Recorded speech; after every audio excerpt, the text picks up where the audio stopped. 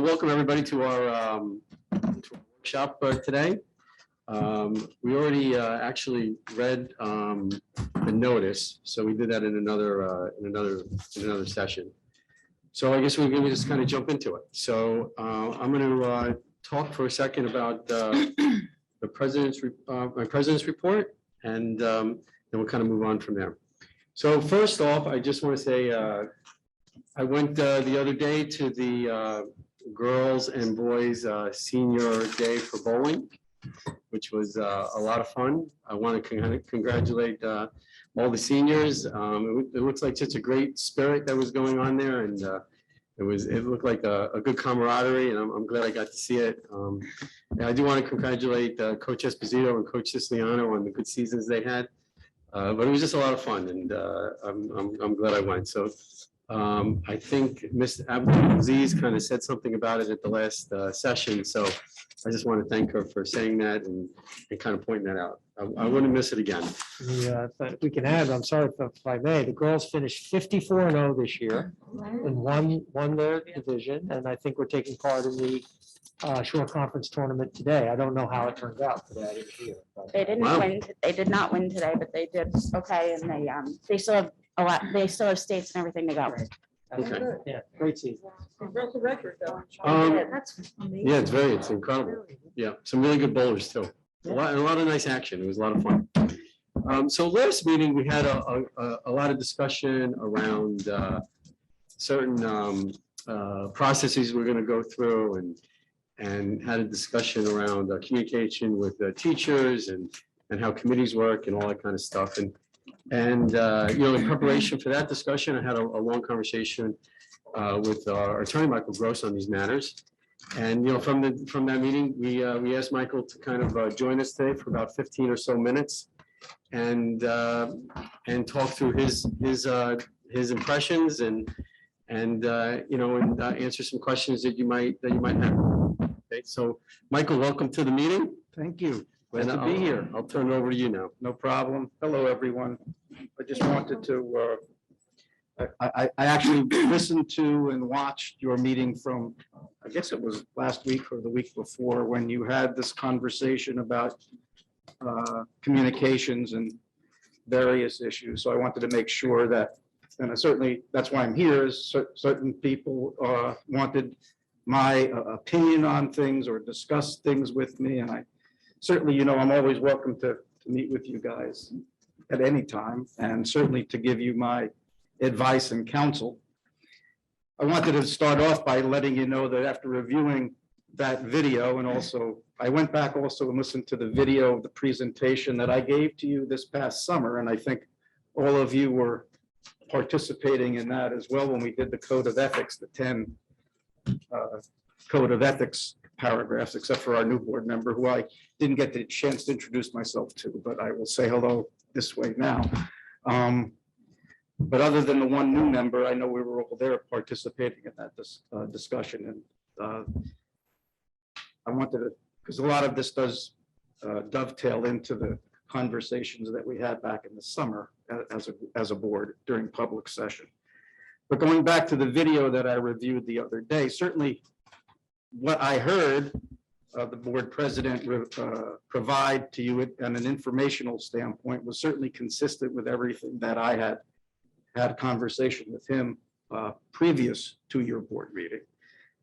The idea and the concept of what boards of education can do and what individual board members are permitted to do, which are dictated again by the Code of Ethics, but also dictated by a lot of Code of Ethics or school ethics commission decisions and advisory opinions.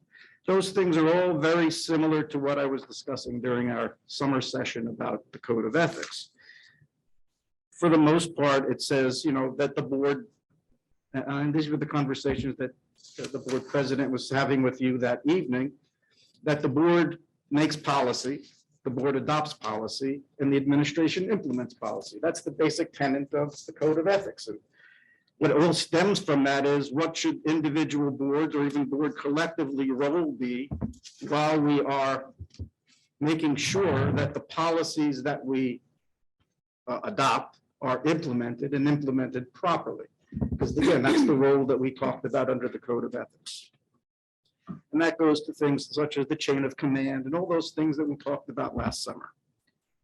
The one issue that was most prevalent during your conversation at your last meeting, and that I think seemed to have the most concern, and rightfully so, is what kind of communication or how much communication can individual board members have with other members of the staff, and why or why not wouldn't those communications either continue as status quo, or why things needed to be changed. And certainly when we're going back to the original premise and the dictates of the Code of Ethics, we've got to remember that communication directly by board members to employees put employees in uncomfortable or difficult situations at times. And that's why, and there are advisory opinions from the school boards, the school commission, ethics commission, why there are those cases that basically say there has to come a point where board members can't speak or supervise or seem like they're somehow directing employees to do certain things, because that's not your role, and that A, violates the Code of Ethics, but B, puts the employees in an untenable position when they have to respond to board members who basically are, you know, the CEOs of the corporate, the trustees of the corporation. And again, in that line of succession or the chain of command that I was referring to before, it's got to flow from the flow chart of the chain of command. It can't skip steps where members of the board are talking to subordinates below them, because that's what causes those kinds of problems. I think that's very consistent with what the board president was talking about the other evening. I know there were some questions that came up and some specifics that may have been addressed with regard to something as simple as, if they tell me that there's a meeting on the 14th, can I just respond back and say yes? I mean, again, there's no dialogue that way. Again, if you're asking me from a legal perspective, is that a requirement that you can't just check the box, yes, that I'll be in attendance, or no, that I won't be in attendance? And I'm not going to tell you that, because I don't know of any case that would ever say that that would be the situation. But certainly when you're dealing with, if there's a concern, I'd rather be more cautious than be more liberal in interpretation. And if people have expressed concerns from this table of organization that things are being somehow out of whack, then even those simple tasks, which again would be rather simple, and I equate it to the same kind of yes or no answers that even when we have public comment, and again, we get this, another topic you guys discussed, and I could deviate to that for a second. When we have public comment, it's just that, public comment. We're not supposed to have a dialogue back and forth or respond to members of the public when they're giving their, have their 5 minutes or 3 minutes, or how much time is allocated for each person to give their opinion on things or comment on things. It's not a question and answer period. However, when somebody asks, if somebody asks as part of their public comment presentation, when's the next board meeting, it may not be so out of line to respond to it and say the next board meeting is February 15th, because it's not that, doesn't have to be that rigid in a policy. But there are districts where it gets so intense in public comment, where there is such a problem back and forth, that the board has to be cautioned not to even respond to something that's simple at that time. We'll do it at a later time, so as to keep the meeting moving and flowing, keep things in a cooperative and professional manner, so that we don't have a back and forth dialogue. And sometimes that just becomes necessary, just based on the circumstances of an individual district and what's happened over the past few days, weeks, months, or years. But if nothing's happened and there aren't any problems, again, small little districts who have back and forths or have a conversation with one individual in the audience, it's not supposed to happen, but it can on occasion. But again, it's all based on circumstance. But going back to the important part of the communication between board members as individuals, whether they're members of committees or whether they're doing anything dealing with the Board of Education and anything outside of their own parent hat that they wear. And remember, I was talking about that extensively, because I went back and even re-listened to the August in service that I provided to you. It's the hat that we keep talking about. If you got your parent hat on, I will never tell anybody in any district I represent that you can't keep your parent hat on and do whatever you think you need to do to advocate for your children. Unequivocally. However, when that board member hat is on, or the parent hat is not on, I should say, even more, you've got to that means your board member hat is on. You can't just say, I have no hat on right now. I'm not going to have my parent hat on, and I'm not going to have my board member hat on, because when you're a board member, your hat is always on to those individuals who are further down the line and further in the chain of command away from the board.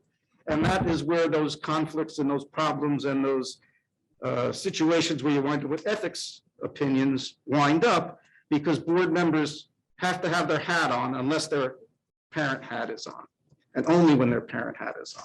And that's why we need to follow those kinds of situations. I think one of the major reasons that you have the problem that you have, and I'm not saying that it should be solved by doing something differently, but I understand some of the problems that you think you have in dealing with this issue is because of your committee of the whole structure. If you were an individual committee, if you had individual committees without having to always report basically as a committee as a whole, you would have 3 or 4 board members at each different committee dealing with the administration on a weekly or monthly basis to get to the specifics of things in a committee structure.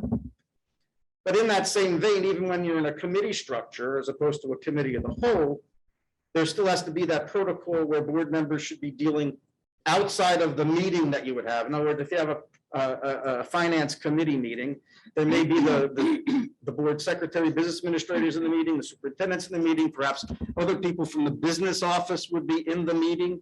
And as a result of that meeting, there could be certain questions and comments and things that go on as a dialogue with the superintendent at present, so to act as the buffer between the administration and the board members.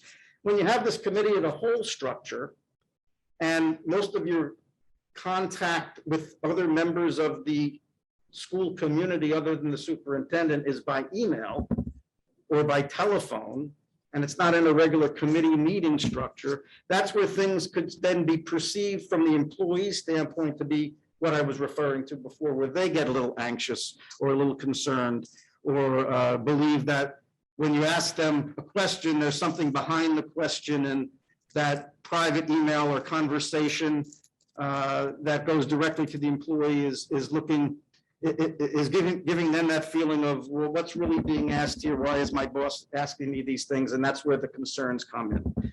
I don't think you would have that kind of contact, or that same constant kind of contact, or need for that, or you believe you have that need for contact, if you would have just regular committee structures, because usually those would be meetings where everybody's together and it's a different format, a different kind of atmosphere. But many districts run in committee of the wholes, and there's not a problem as long as we abide by the edicts of the Ethics Commission and the edicts of the 10 Commandments of the Code of Ethics, so that we will follow those things and only go through the chain of command and not try to circumvent the chain of command. And it's really that basic. And everything that Jeff basically said, I couldn't find anything that Jeff said that was a misstep to anything that he and I had discussed. And again, I don't want to spend a lot of time. I know you've got a lot of things to deal with this evening. I did sit, Jeff said, how long would you be? And I said about 10 or 15 minutes. I see that it's 7:15. So what I don't want to have happen though is I don't want to, I'm going to open it up if you guys have any questions, certainly. But I want to do this with the proviso, and you all, except for the one new board member, you all know me well enough to know now, if there's something that you're going to ask me where I'm thinking that's now a legal opinion as opposed to just a fact, or something that's well known to everybody, I would much prefer to have attorney-client questions answered in private session than I always would in public session. You remember when we did the ethics review, I did a lot of talking during that period of time. There were a couple of questions that were raised, but if we're going to get into specific situations where everyone can find a gray area to. I want to make sure that I'm explaining it to you guys properly. But if it involves more detailed legal analysis, I certainly would prefer to give you my legal analysis, because I think you are entitled to that in executive session as opposed to a public presentation. I have no problem in answering general questions, sort of like, when's the next meeting kind of thing, and we certainly can answer those kind of questions. But the ones that may get in detail or get into the grayish areas, I have no problem answering them. You know, I'm not afraid to take up tough situations and tough topics, but some of them may dive into where we need to do that in Yeah, executive. so we'll take a couple of minutes for some questions, right? Grace Ann? Thank you. If a board member has a question and asks for your consultation, what's the process for that, please? Sure. Under your bylaws, most districts have the same situation. Because our office works on an hourly basis and all school attorneys are actually required to, they're not supposed to have retainers where they just get X number of dollars for doing no work or a lot of work. Under the accountability regulations and under your bylaws, there are specified individuals who have the right to contact the board attorney directly.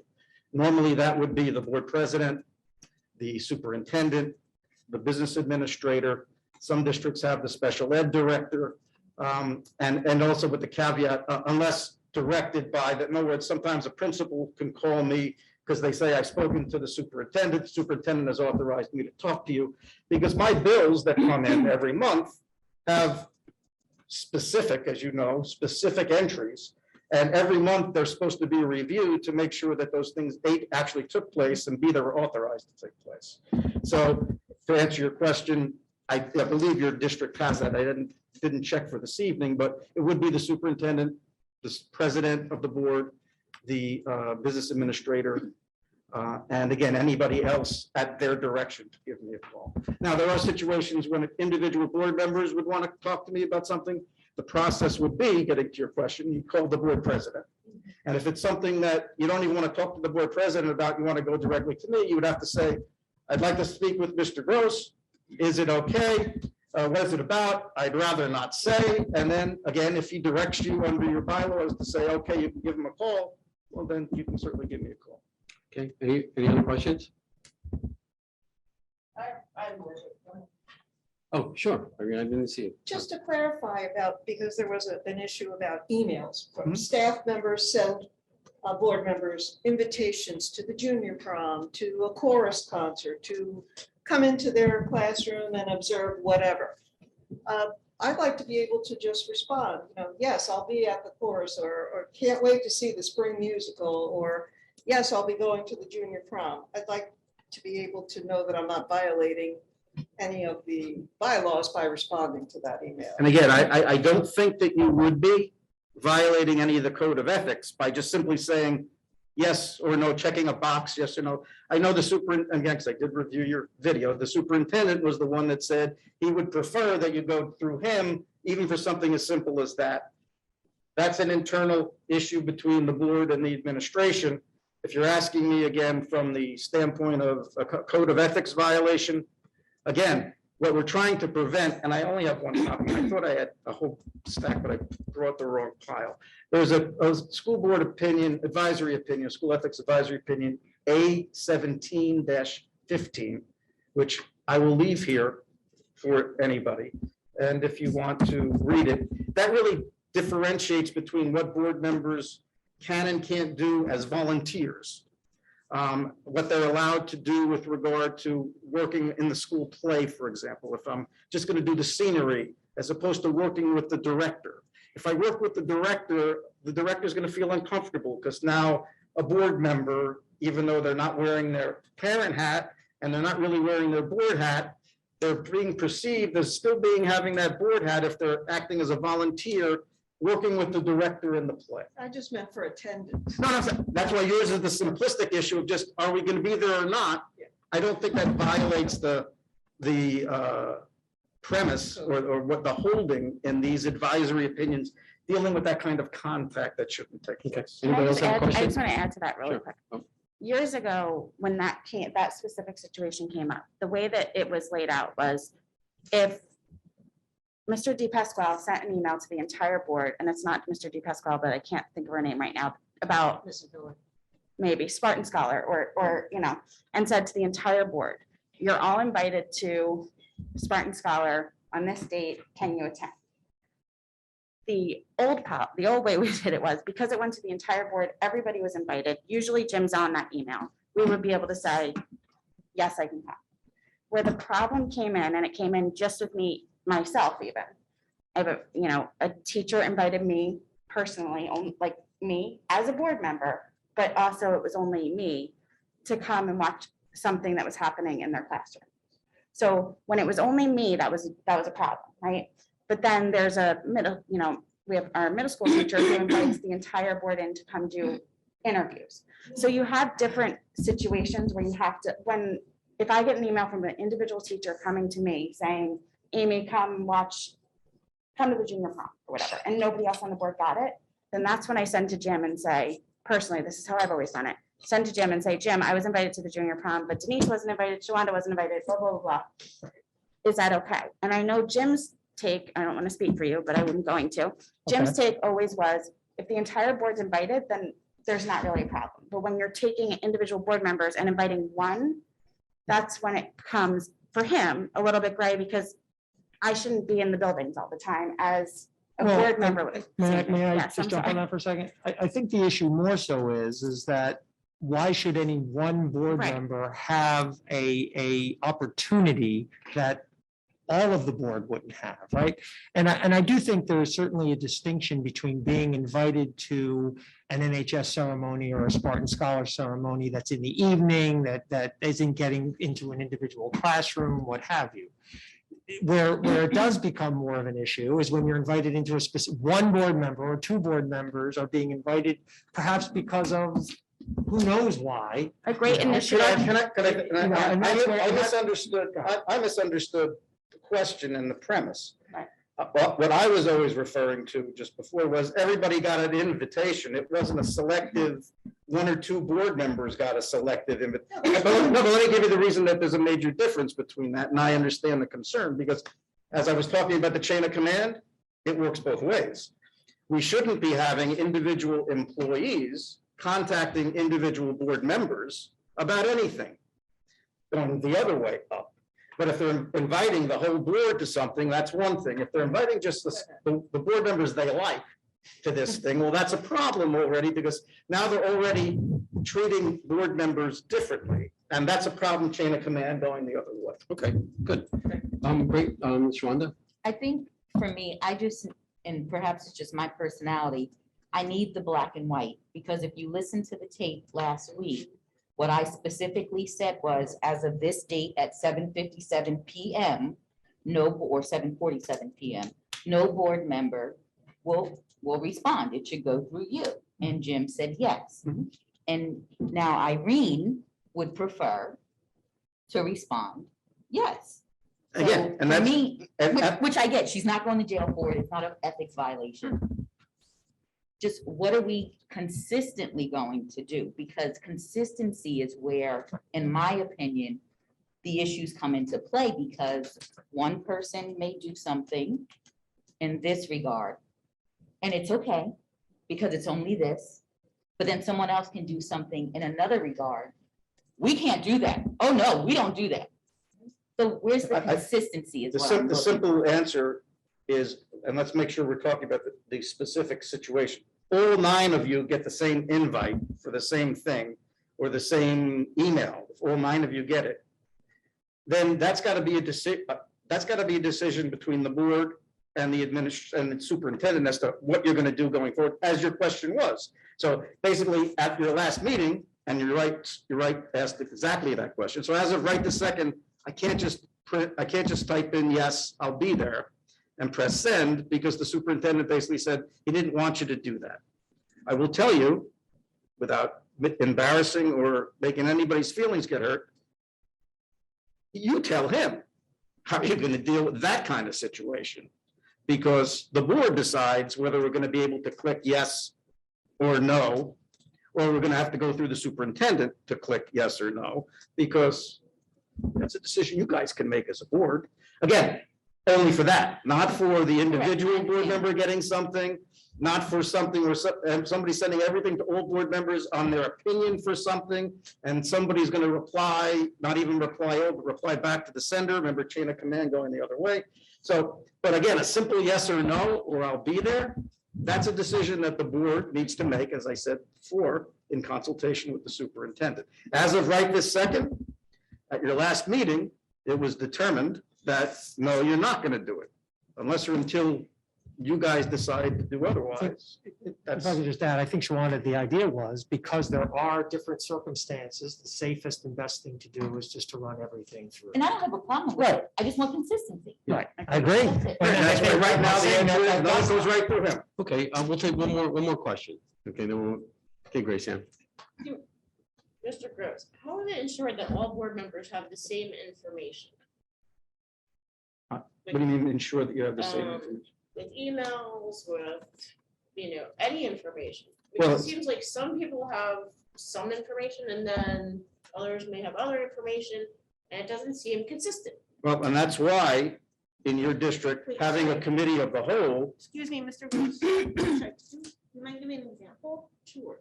So for emails. Right. I know we keep getting back to emails, but it's really important because I know that we can't put more than 4 people on an email. But if it's for information purposes only, why wouldn't we be able to do that? We're not voting on information that we're sharing with one another. again, let me answer it with 2 parts. The first part is having a committee of the whole for many things or more things than other districts who have a full committee structure would have. You're going to run into that situation a lot less because everything should be disseminated to the full board That's what I, in the committee of the whole structure, except for those things, for example, negotiations. And since I participated in your district, you have people who are conflicted. You have people who are not on the negotiation committee or team, and therefore there would be emails sent just to the members of the committee. But those committee members, as part of your committee, part of your board meetings, should have reports, either confidential in exec session, depending on negotiations, personnel, et cetera, or things that would be in a public session to bring all the other board members who aren't on that committee up to speed. And that's how the structure is supposed to work. So when there's committees, it should obviously only go to 4 members. If it's committee of the whole, everything should go to the full board with obviously with the big banner at the top, do not reply all, because what we're trying to prevent there is any kind of dialogue. Well, do not reply at all, I said, do not reply all. but even at all, no.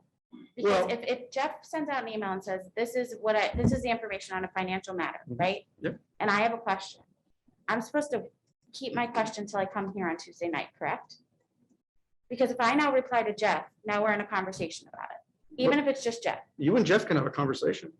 Well, and also. There's nothing wrong with you and Jeff having a Sometimes we say conversation. reply all, but reply enough to where there's a quorum. Right, But so I even I don't, thought that the No. way we operated for years was you could, if I was the head of the finance committee, right? And I had information to give to the entire board, I would say, here's the information, we'll talk more about it on Tuesday night. And nobody replied. And that way you didn't get involved in a conversation of anything Well- because we're a board of a whole and we should have it here. And then, then, well, that's what I'm trying to figure, because then the other problem is that people would say, okay, I'm gonna send I'm gonna send this email to 3 people, then I'm gonna send a second email to 3 more people, then I'm gonna send the same Yeah. email, and then to the last 3, where you get everybody, because then you could maybe reply because you're only in 4, but you shouldn't be replying because you're supposed to talk about it here. the purpose of a workshop meeting is for those conversations to happen. So that's what I thought, To push out information is one thing. The Right. dialogues, I mean, a simple question back and forth may not be a problem, but the dialogue, and none of this may violate the ethics code if it's 1-to-1, whatever. But the Right. question is more, please correct me, Mr. Gross, if you think I'm not correct here. But the issue is that the Board of Education only has, you work as a Board of Education, and as such, within Committee of the Whole, those conversations, remember, if you're having individual conversations, 1, 2, 3, 4, the public is not privy to those conversations. And while may technically not violate anything by going one or two or three, this board talks a lot about transparency, and the best way to ensure transparency is to have those conversations at this table as part of workshop. Because I mean, in a committee, Well, can Michael respond? oh, sorry, go ahead. You know what? I thought he Respond. responded. To, what The, you- the part about when you have an email, again, the idea that it does not violate, it doesn't violate the Open Public Meetings Act. If you have a question to another board member, it would be no different by email. It would be no different if you pick up the phone and called them on the phone and said, I don't understand the email. Can you explain it to me? I mean, you can have that dialogue. You said, legit, one-to-one, sure. more than one, no. More than three, More no, than- more than four, No. four plus you. Okay, would be last, no. last question. Along the same vein, so if I had an event that I wanted to tell everybody about, or if I had a little more serious of a discussion to tell everybody about. If I wanted to email everybody, that is okay though. right? Everybody meaning the other 8 board members. Correct. Sure. Because last year, I mean, I can't give examples of when it was, or, then there were concerns that we're violating the Sunshine Law if I sent something out. An information, let me give an informational piece. Informational, yeah. We're gonna have our board meeting on the 15th of February. All 8 board members, plus the person who sent it, board president, could send it to the other 8, there's no problem. If it was, here's an article I read, or here's. Do not, it's okay, it's okay, just no comment, do not reply all, I that's all. can send it to all, I can send it to 6, I can send it to 2. And just don't. Well, again, and here's where you're not necessarily running afoul of the ethics opinions. But if you're sending it to 6 or you're sending it to 2, depending on the intent and the purpose of sending it to 6 and excluding the other 2, is going to be a problem you're going to have as a governing body to work cooperatively and transparently with each other. So again, you might want to always think why you're sending it. Again, if somebody has a conflict, that's why we wouldn't be sending it to that one person. But just to selectively decide who I'm sending these things to is really what Jim was referring to. And Jeff was referring to before that. That's kind of messing up our cooperative nature of working with each other. And I think previously though, we were told, like, at least I was told, don't send it to all, so pick your 3 people that you're gonna send things to. Only if you're going to have a conversation or a dialogue. And again, No, or even if I just wanted to send. FYI, look what Middletown is doing for their Black History Month. I don't need anybody to respond, but like I wouldn't have sent it to all the 4 because I was told you only send it to the max of 4. So I see what you're saying. It looks like I'm choosing the 4. It's true, but that's what we were told. I think the issue is there are people who reply all. Well, it also could be. So the problem is in reply all. Well, Well, I guess it can also, we also want to be careful. I mean, we've all done it inadvertently, right? But like, because I think it's happened, but. But it could also be, but some information that goes out could be construed, and we want to, I'm not sure if this is correct or not correct, that it's something that we should be doing, which I'm not sure if that is different than just informational. well, again, if the implication is not just for informational purposes, but for advocacy purposes, Yeah, that's when we have to refrain because we can't, that's violating the Open Public Meetings Act, because for advocating something, that's almost initiating the dialogue unilaterally. So that's why you run into that stick, because our concern, my concern, is violating the Open Public Meetings Act.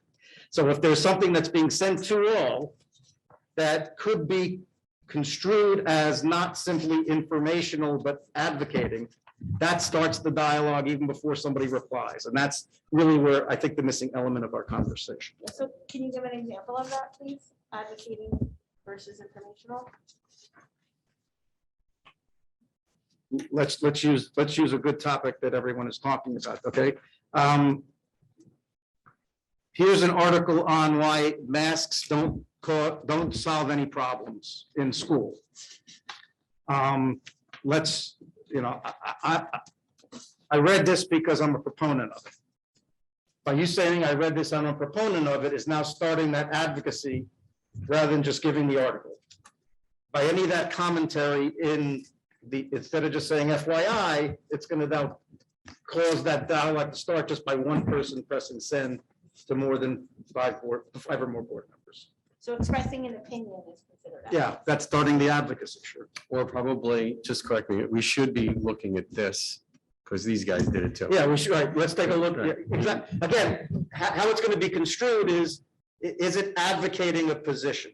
And therefore, some people are gonna make an inference that it advocates a position, while others are gonna say, well, it didn't advocate a position, it was just for information. And that's where we're gonna get into that gray area. And that's where we're gonna get into the area where I don't want to talk about public session. Okay, so Michael, thank you for your time today. Really appreciate it. I hope we cleared a lot of things up today, All right, good. but thank you for being here. As always, guys, it's always a pleasure. I would clap, but I don't know if it's appropriate. to No, clap. don't. No. You want me to leave this for anybody? Why don't you give it to me and I'll pull a copy of. Yes, I'll leave it with Jeff. If we do have more questions, where do we go from here? If they're not like exec session questions, but we have more questions, we just. I would suggest that you send them to Jeff and to Jim. And, yeah, you know how to respond to them. Yep. If they, Feel free to send them to me, copy Jim. or if you want to talk to Jeff and And then. get his approval to talk to me directly. Like I said before. So I'm going to turn this over to Jim. The superintendent's report. Great.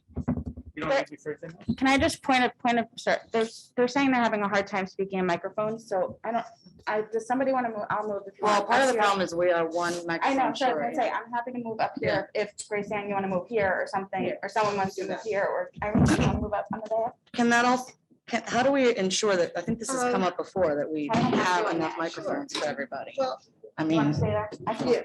Thanks, Amy. Take care, everybody. I think that would be an easy decision. Hi, Michael. I know. Bye, Michael. Thank you. Thank you. You Thank too. you. Thank you.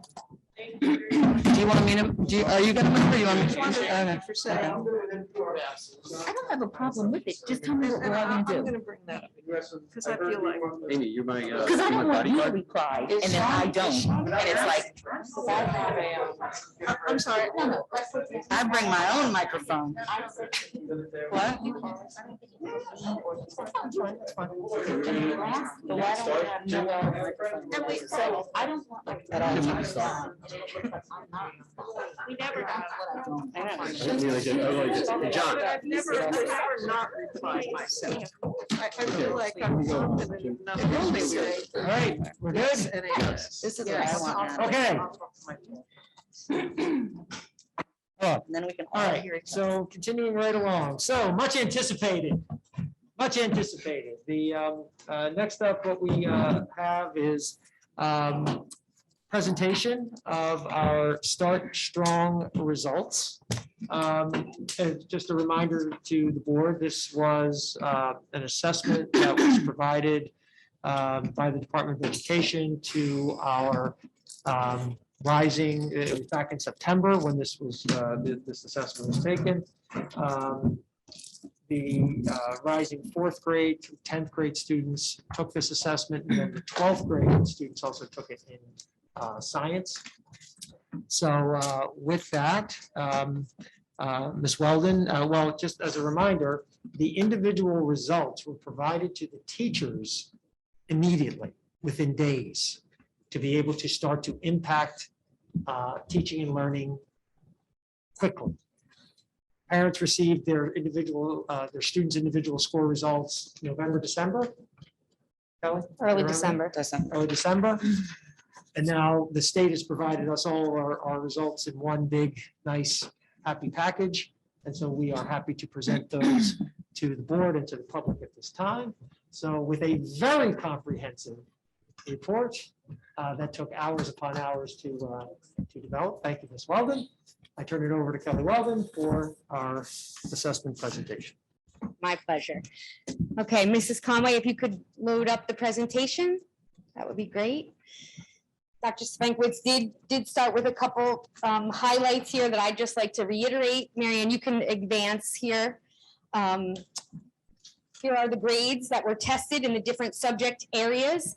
This test was a replacement test, so to speak, for the cancellation of the New Jersey Student Learning Assessment in the spring of 2021. The federal government did not waive testing like they did in the spring of 2020. So the New Jersey Department of Education applied for a waiver. The terms of their waiver were to postpone any form of testing in the spring of 2021. And in return, they would administer this Start Strong assessment, which is an assessment of the prior year's standards. Mrs. Conway, if you could advance. It's an assessment of the prior year standards, and it's to determine if the student, how much learning the students did acquire in the 2021 school year. When we had some interruption to instruction. We had certain days where we were remote completely as a district. We had remote Wednesdays. We had at the high school for many, many months, we had a partial day schedule. We had a hybrid schedule, certain students in person, certain students home virtually. So the point of the Start Strong assessment was to see, had students acquired the standards from the year prior? They took those, we started in our district with those assessments in late September into October. The information, the tests were about 45 to 60 minutes. You could advance, please. Okay, they were not, this assessment was not intended to replace what we do locally as a district, and some of the things that we do locally are our DIBELS assessments, our Linkit assessments. They were not meant to replace that. They were meant to be part of the picture that we use to help students along the way during the course of the year. And this assessment this fall was not meant to replace the NJSLA. We have already taken the fall block NJSLA, that was in early January, earlier last month, and we are preparing to take the spring NJSLA this coming spring at all schools, 3rd grade up through high school. Okay, so this did not replace anything, but it was a one-time test that we do not anticipate ever taking again at this point, according to the state. So we really don't have a prior test to compare to. The state indicates we should not compare to NJSLA results, but I have included some of that here and we can look at that. If you could advance, please. Mrs. Conway. Okay, go ahead. You could advance again. So for English language arts, you're looking at the students that were in grade 4 this fall took an assessment that assessed their grade 3 standards. Okay, and you can just follow that right down. That applies to all grade levels. You could advance, please. Here's the math alignment.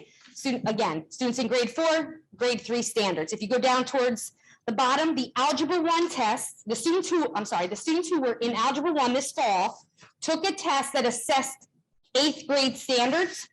The students in geometry also took a test that assessed 8th grade standards. Algebra 2 assessed Algebra 1. If you could advance, please.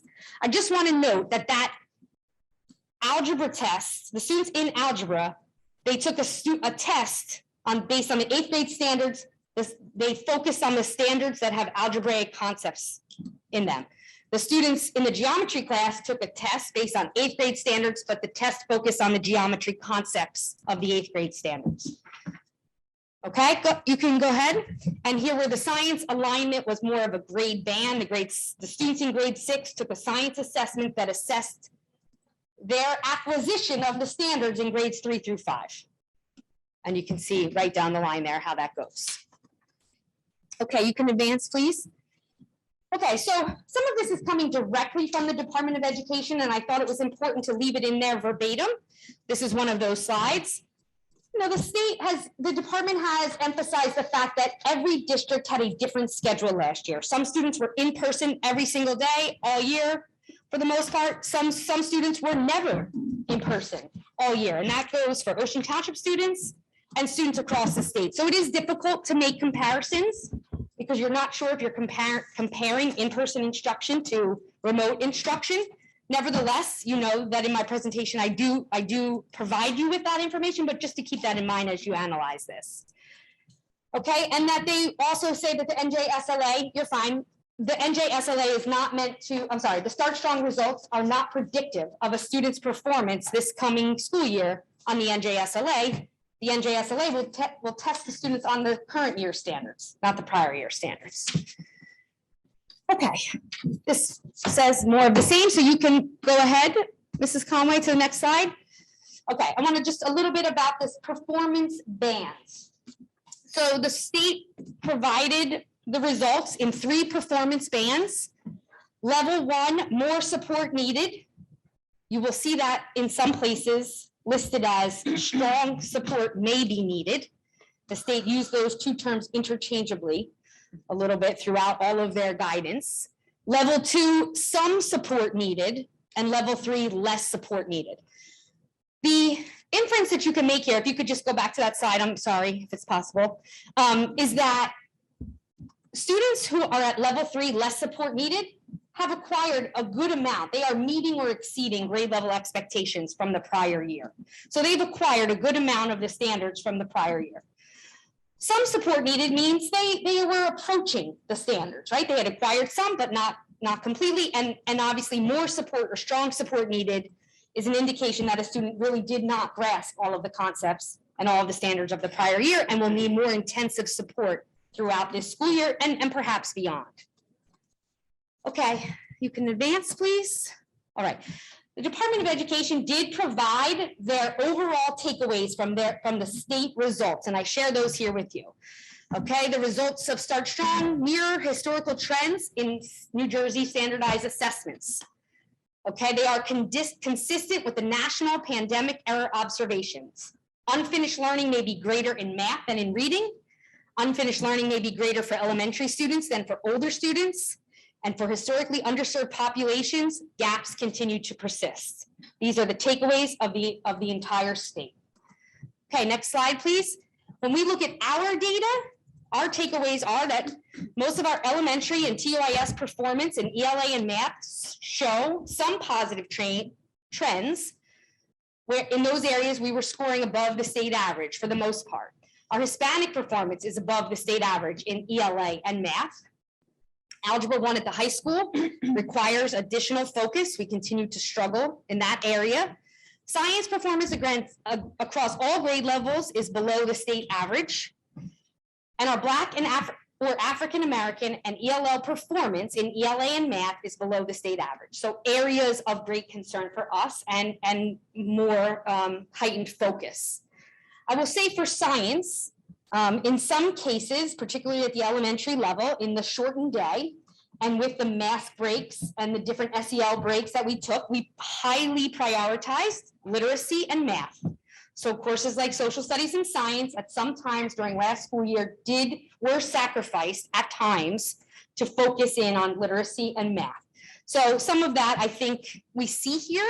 I think there's also something else that we have to uncover about the science performance here. It is not what we expected to see, and certainly not what we are satisfied with. Okay, go ahead. Now we're going to focus in on our results. Some of these slides I will go into great detail. Some of them I will just gloss over because I think it's a little data heavy, but the graphs are really a better picture of the results. So our first slide here is the participation. These are the number of students that took each assessment. So if you see towards the left, you have our English language arts tests, ELA 4 through 10. Down the middle, you have our math assessments. And over here on the right, the science assessments. That's a little hard for you guys to see, but I think you have it on your screen as well. You have it on your screen as well, right? Okay. If you could advance, Mrs. Conway. Okay, so these slides, I'm going to just move through these quickly. What you have here, and in case you want to reference this, you have English language arts, the grade levels going down the left column, the number of students tested, and then you have the number of students, that's the count, scoring in each grade band, and the percentage right next to it. So you're looking at the actual count of students. So just for grade 4, 223 students took that test. 64 students scored more support needed, which was 29%. And if you just follow that across, that's what you're seeing on this slide. Okay, if you could advance, please. Same thing here. Here's the math performance as well, count and percentage. Go ahead, Marianne, you can advance. And here's the science, same thing, count and percentage going all the way across. Okay, you can advance, please. Elementary schools, go ahead. Okay, just to focus in on that same information, but for the elementary schools, you see the Ocean Township Elementary, Wanamassa, Wayside, and the district. Again, here, this slide gives you count and percentage. Please advance. Okay, so these slides and all graphs are in percentages, which it says up at the top, just so everybody knows, we are looking at percentages now on these slides. You can see that the key across the top tells you blue is the students who are scoring in the more support needed. Red is some support needed, yellow, less support needed. So for our English language arts grade 4, our district performance combined was 29% of more support needed, 22% some support needed, and 49% less support needed. OTES, 25% more, 23% some, and 53% less. Wanamassa, 30% more, 25% some, and 46% less. Wayside, 30% more, 21% some, 49% less. And the state reports that they were 42% more, 22% some, and 37% less. So on that side, we take away that we're very pleased to see Ocean Township Elementary School performance, all of the elementary schools, but traditionally in the last 5 or so years, we've struggled at OTES, and we're happy to see this result here. Okay, next slide, please. Mathematics. So again, the same information here, just the elementary schools and the district, the count and the percentage. Please advance. Okay, district, overall performance, 28% more, 32% some, 40% less. OTES, 33% more, 35% some, 32% less.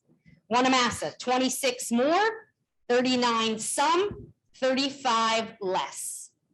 Wayside School, 26% more, 27% some, and 48% less, compared with the state, which has 49% of the students needing more support, 22 needing some, and 29% needing less. So we look here, again, somewhat pleased with our performance compared to the state, very pleased with Wayside's performance in math, trying to look into what was going on there, what are some of the practices that may have taken place, what are we missing? Of course, we'd like to see the other schools a little bit higher here, but overall, I think on any given year, it's hard to know how our students would have scored had they taken this test at the beginning after a complete year of regular schooling. So we dive in, we take this overall data, but really with this test, we were able to dive into student performance, which I'll get to a little bit later on.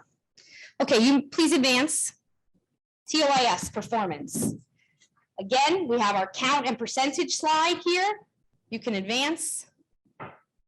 Okay, English language arts for grades 5 through 8. This is the school performance here in ELA. You'll see that grade 5, 28% more, 22% some, and 51% less. Grade 6, 30% more, 27% some, 44% less.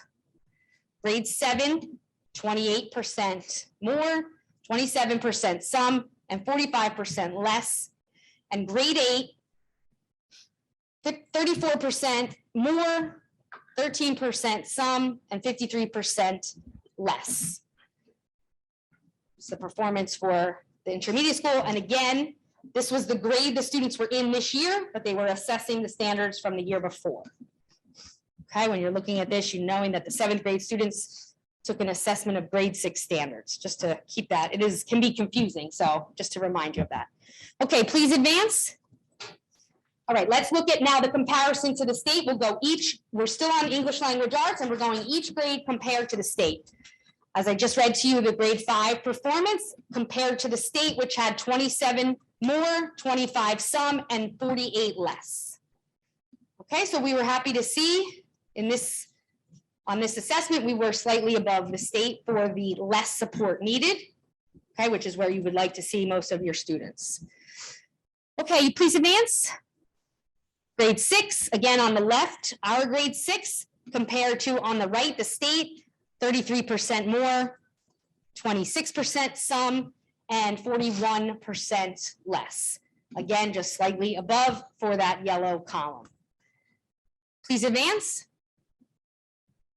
Okay, grade 7, Township of Ocean Intermediate School on the left, on the right compared with the state, 28% more, 25% some, and 47% less.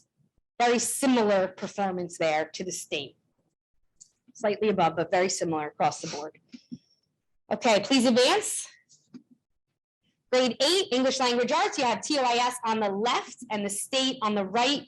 31% more, 20% some, and 50% less, slightly below.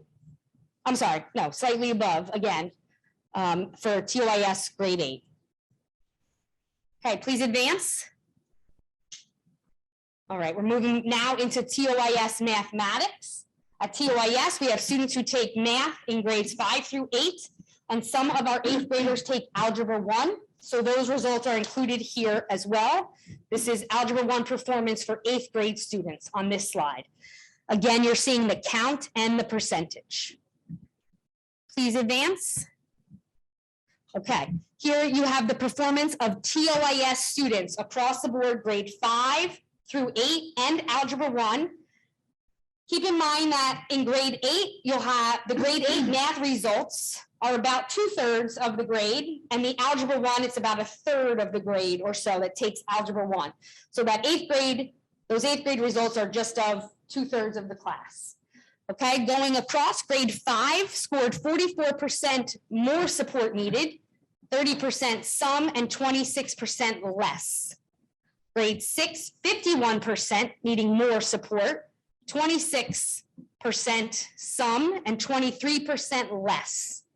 Grade 7, 39% more, 40% some, and 22% less support needed. And in grade 8, we have 39% more, 37% some, 24% less. And then in Algebra 1, 14% needing more support, 35% needing some, and 51% needing less. So our ELA performance compared to math, just like the state trends, was not as, our math performance is not as high as our ELA performance. But still, areas here to be happy about. In many cases, our sum is higher, or combined, our sum and our less is a majority of the grade, so that is helpful. But some areas here to focus in on, for sure. Okay, next slide, please. Again, now we're taking each individual grade at TOIS and comparing it to the state performance. So grade 5 on the left, compared with the state, where 55% of the students needed more support, 21% needed some, and 24% were less support needed. So we at TOIS, grade 5, slightly above the state. Please advance. Grade 6, we're on the left. The state performance, 54% more, 24% some, and 22% less. Again, somewhat of a similar performance to the state or slightly above. Please advance. Okay, grade 7. All right, our data is on the left, and then compared with the state. In this situation, the state is slightly above us, 43% more, 33% some, and 24% less support needed. Please advance. Okay, sorry, math grade 8, where our performance is on the left. The state performance was 47% more, 35% some, and 18% less support needed. We were happy to see our 8th grade students, we had a higher percentage in the less support needed category performance result. Please advance. Okay.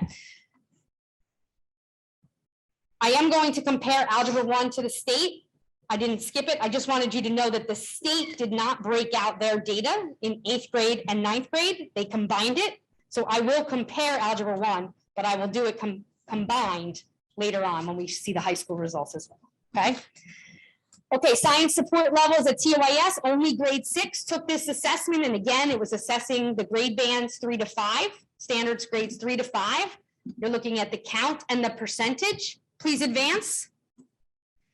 Okay, science grade 6 compared with the state. At TOIS, we had 42% more support needed, 35% some support needed, and 23% less support needed, compared with the state at 43, 34, and 23%.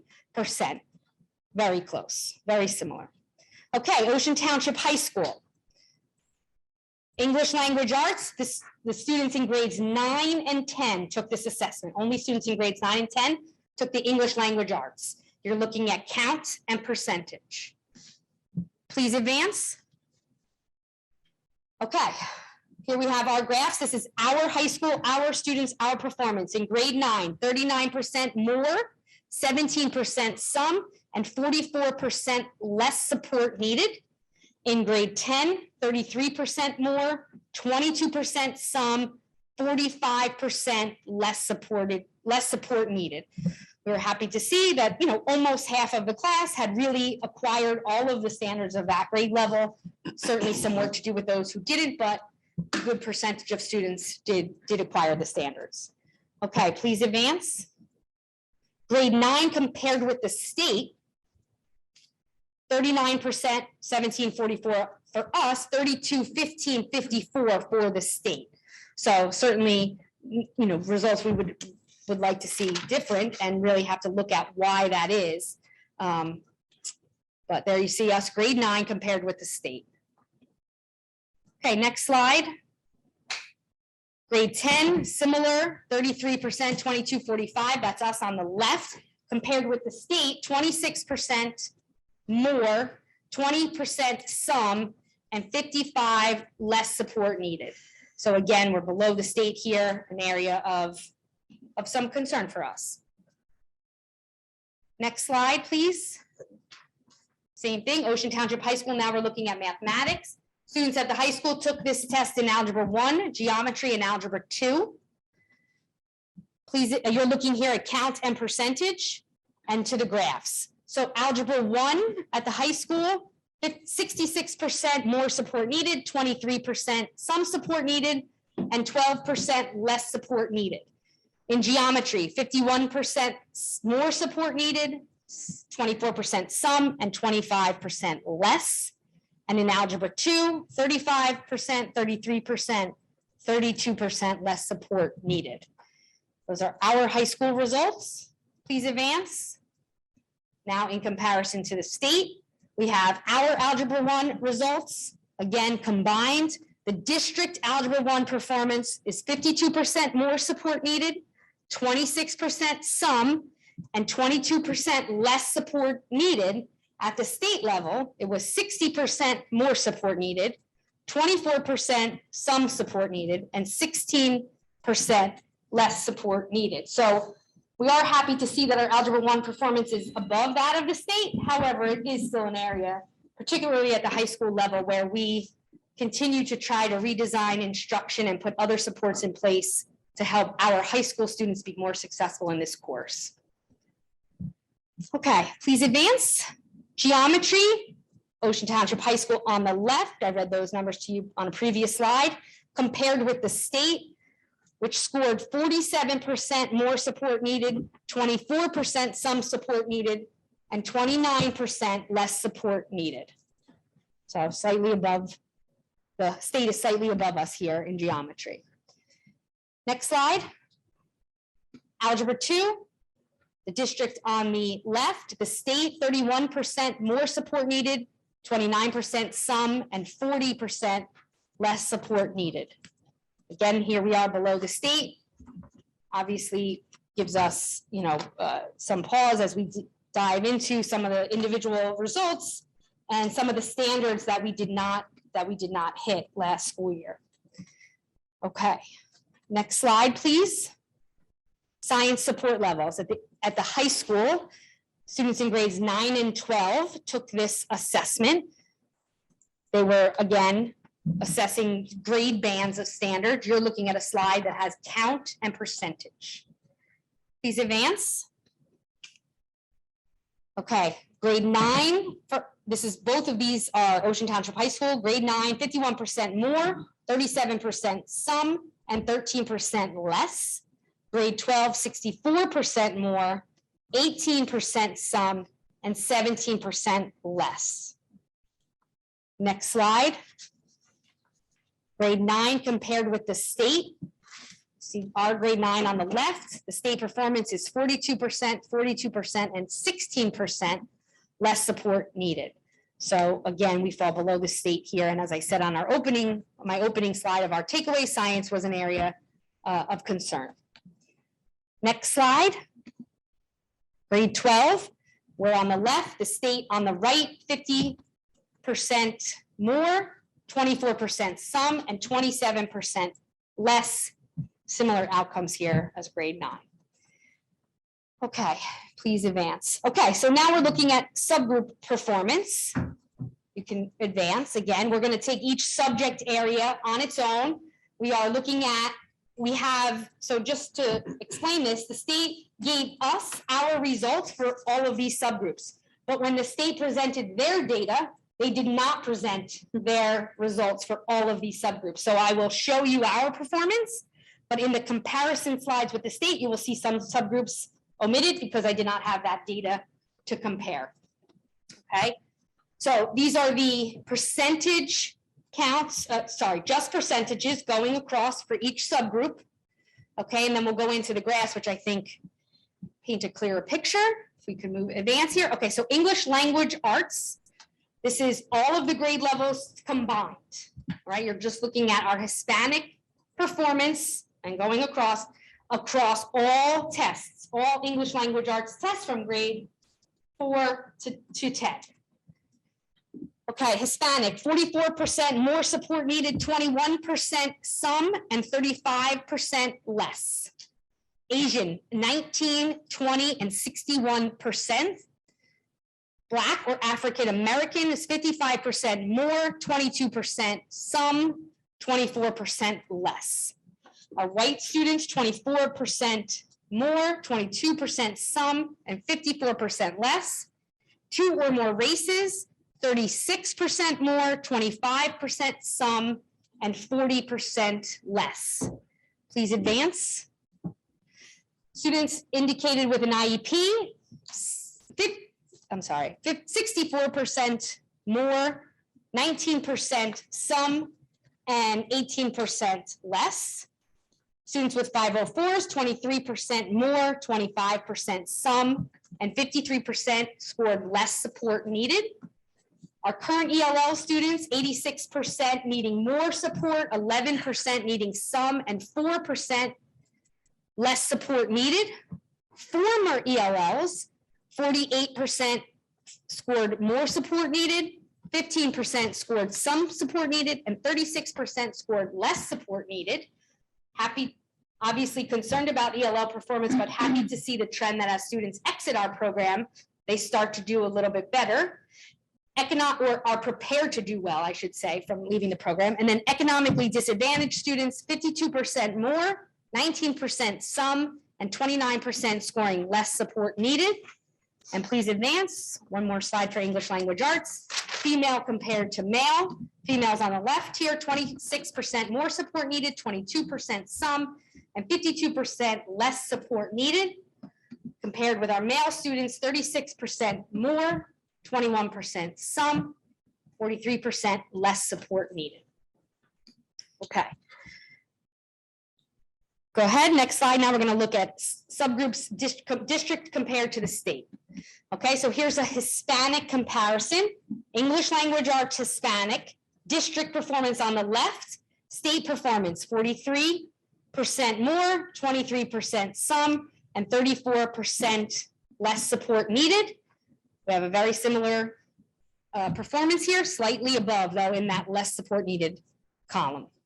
in performance band. Please advance, thank you.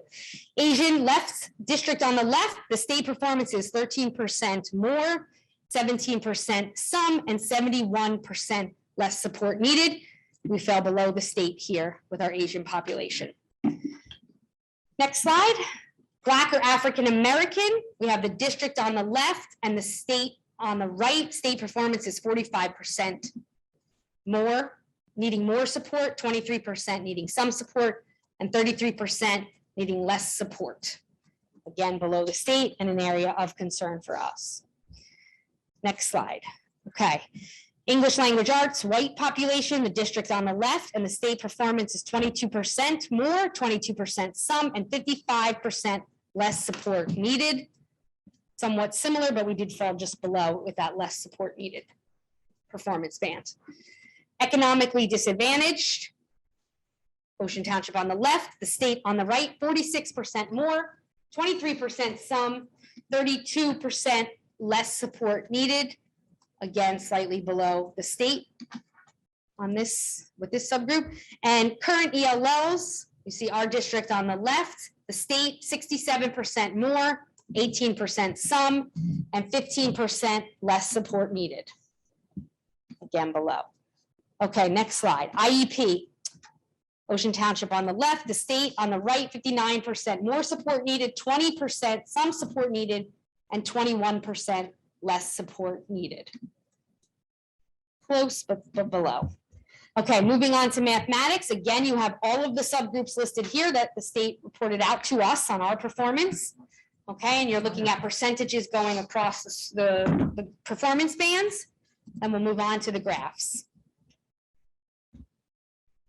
Okay. We have all of our subgroups here for mathematics. Again, this is a combination of all tests across the district.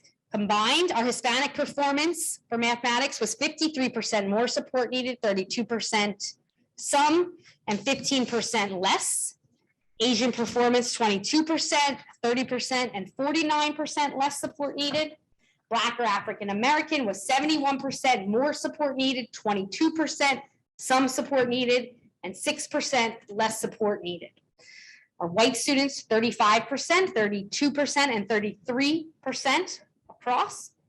And two or more races, 49% more support needed, 38% some support needed, and 14% less support needed. Please advance. IEP students, 73% more support needed, 19% some, and 9% less. 504, 34, 29, and 38% across. Current ELL, 75% needing more support, 22% needing some, and 4% less support needed.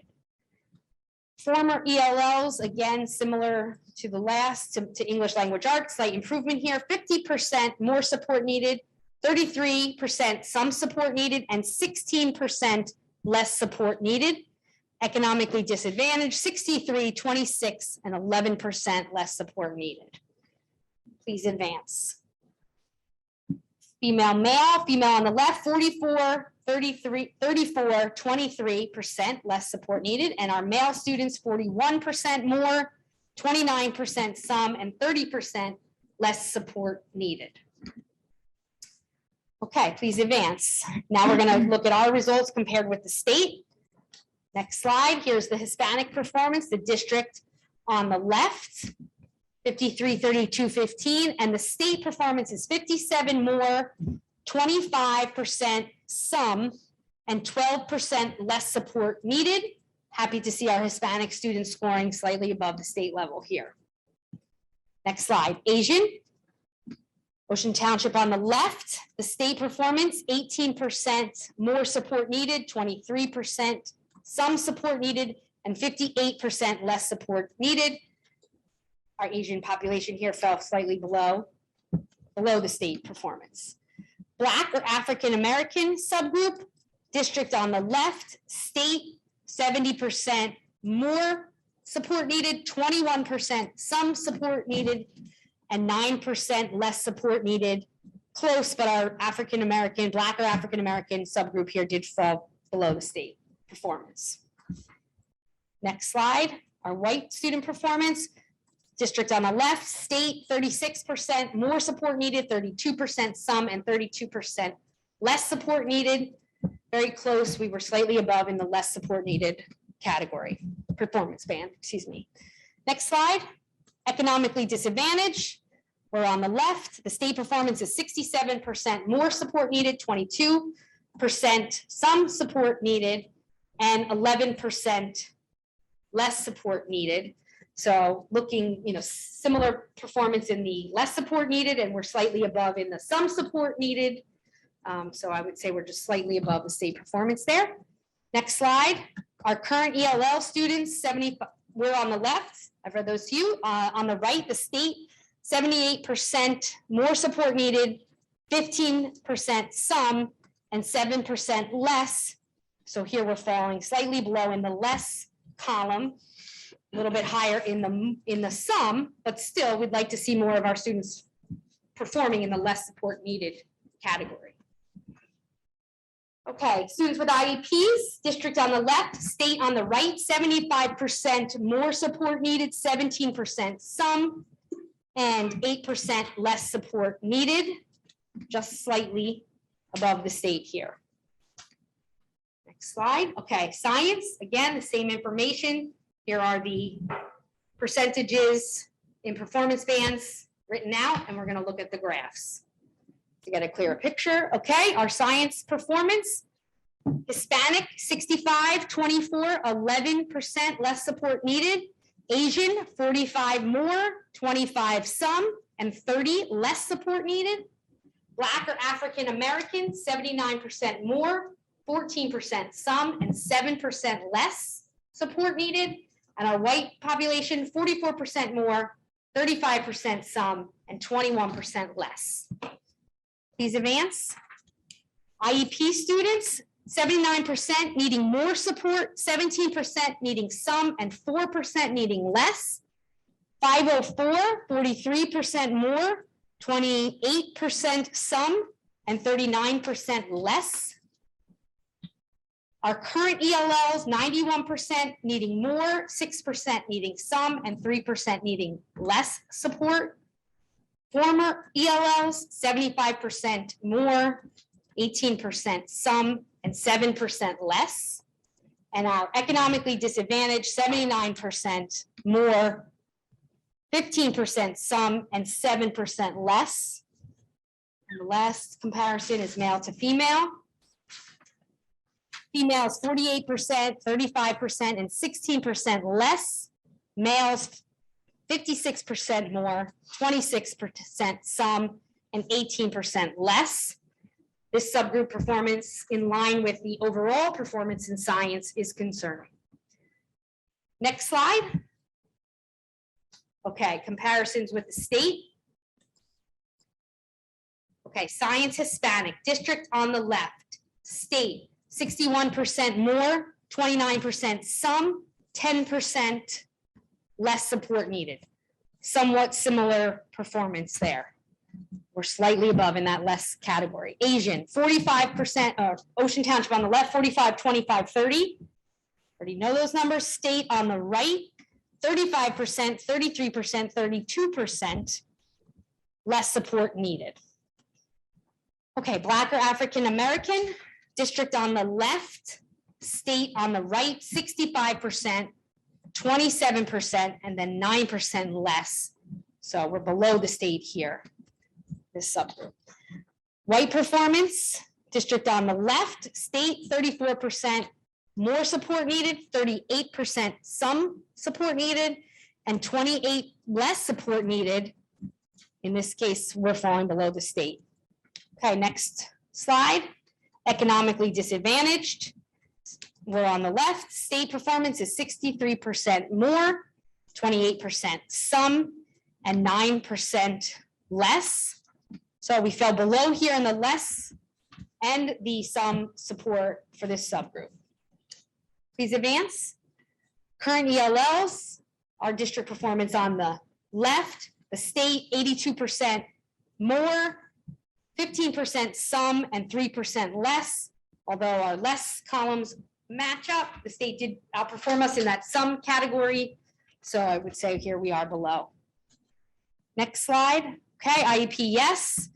State performance is 75% more support needed, 19% some support needed, and 6% less support needed.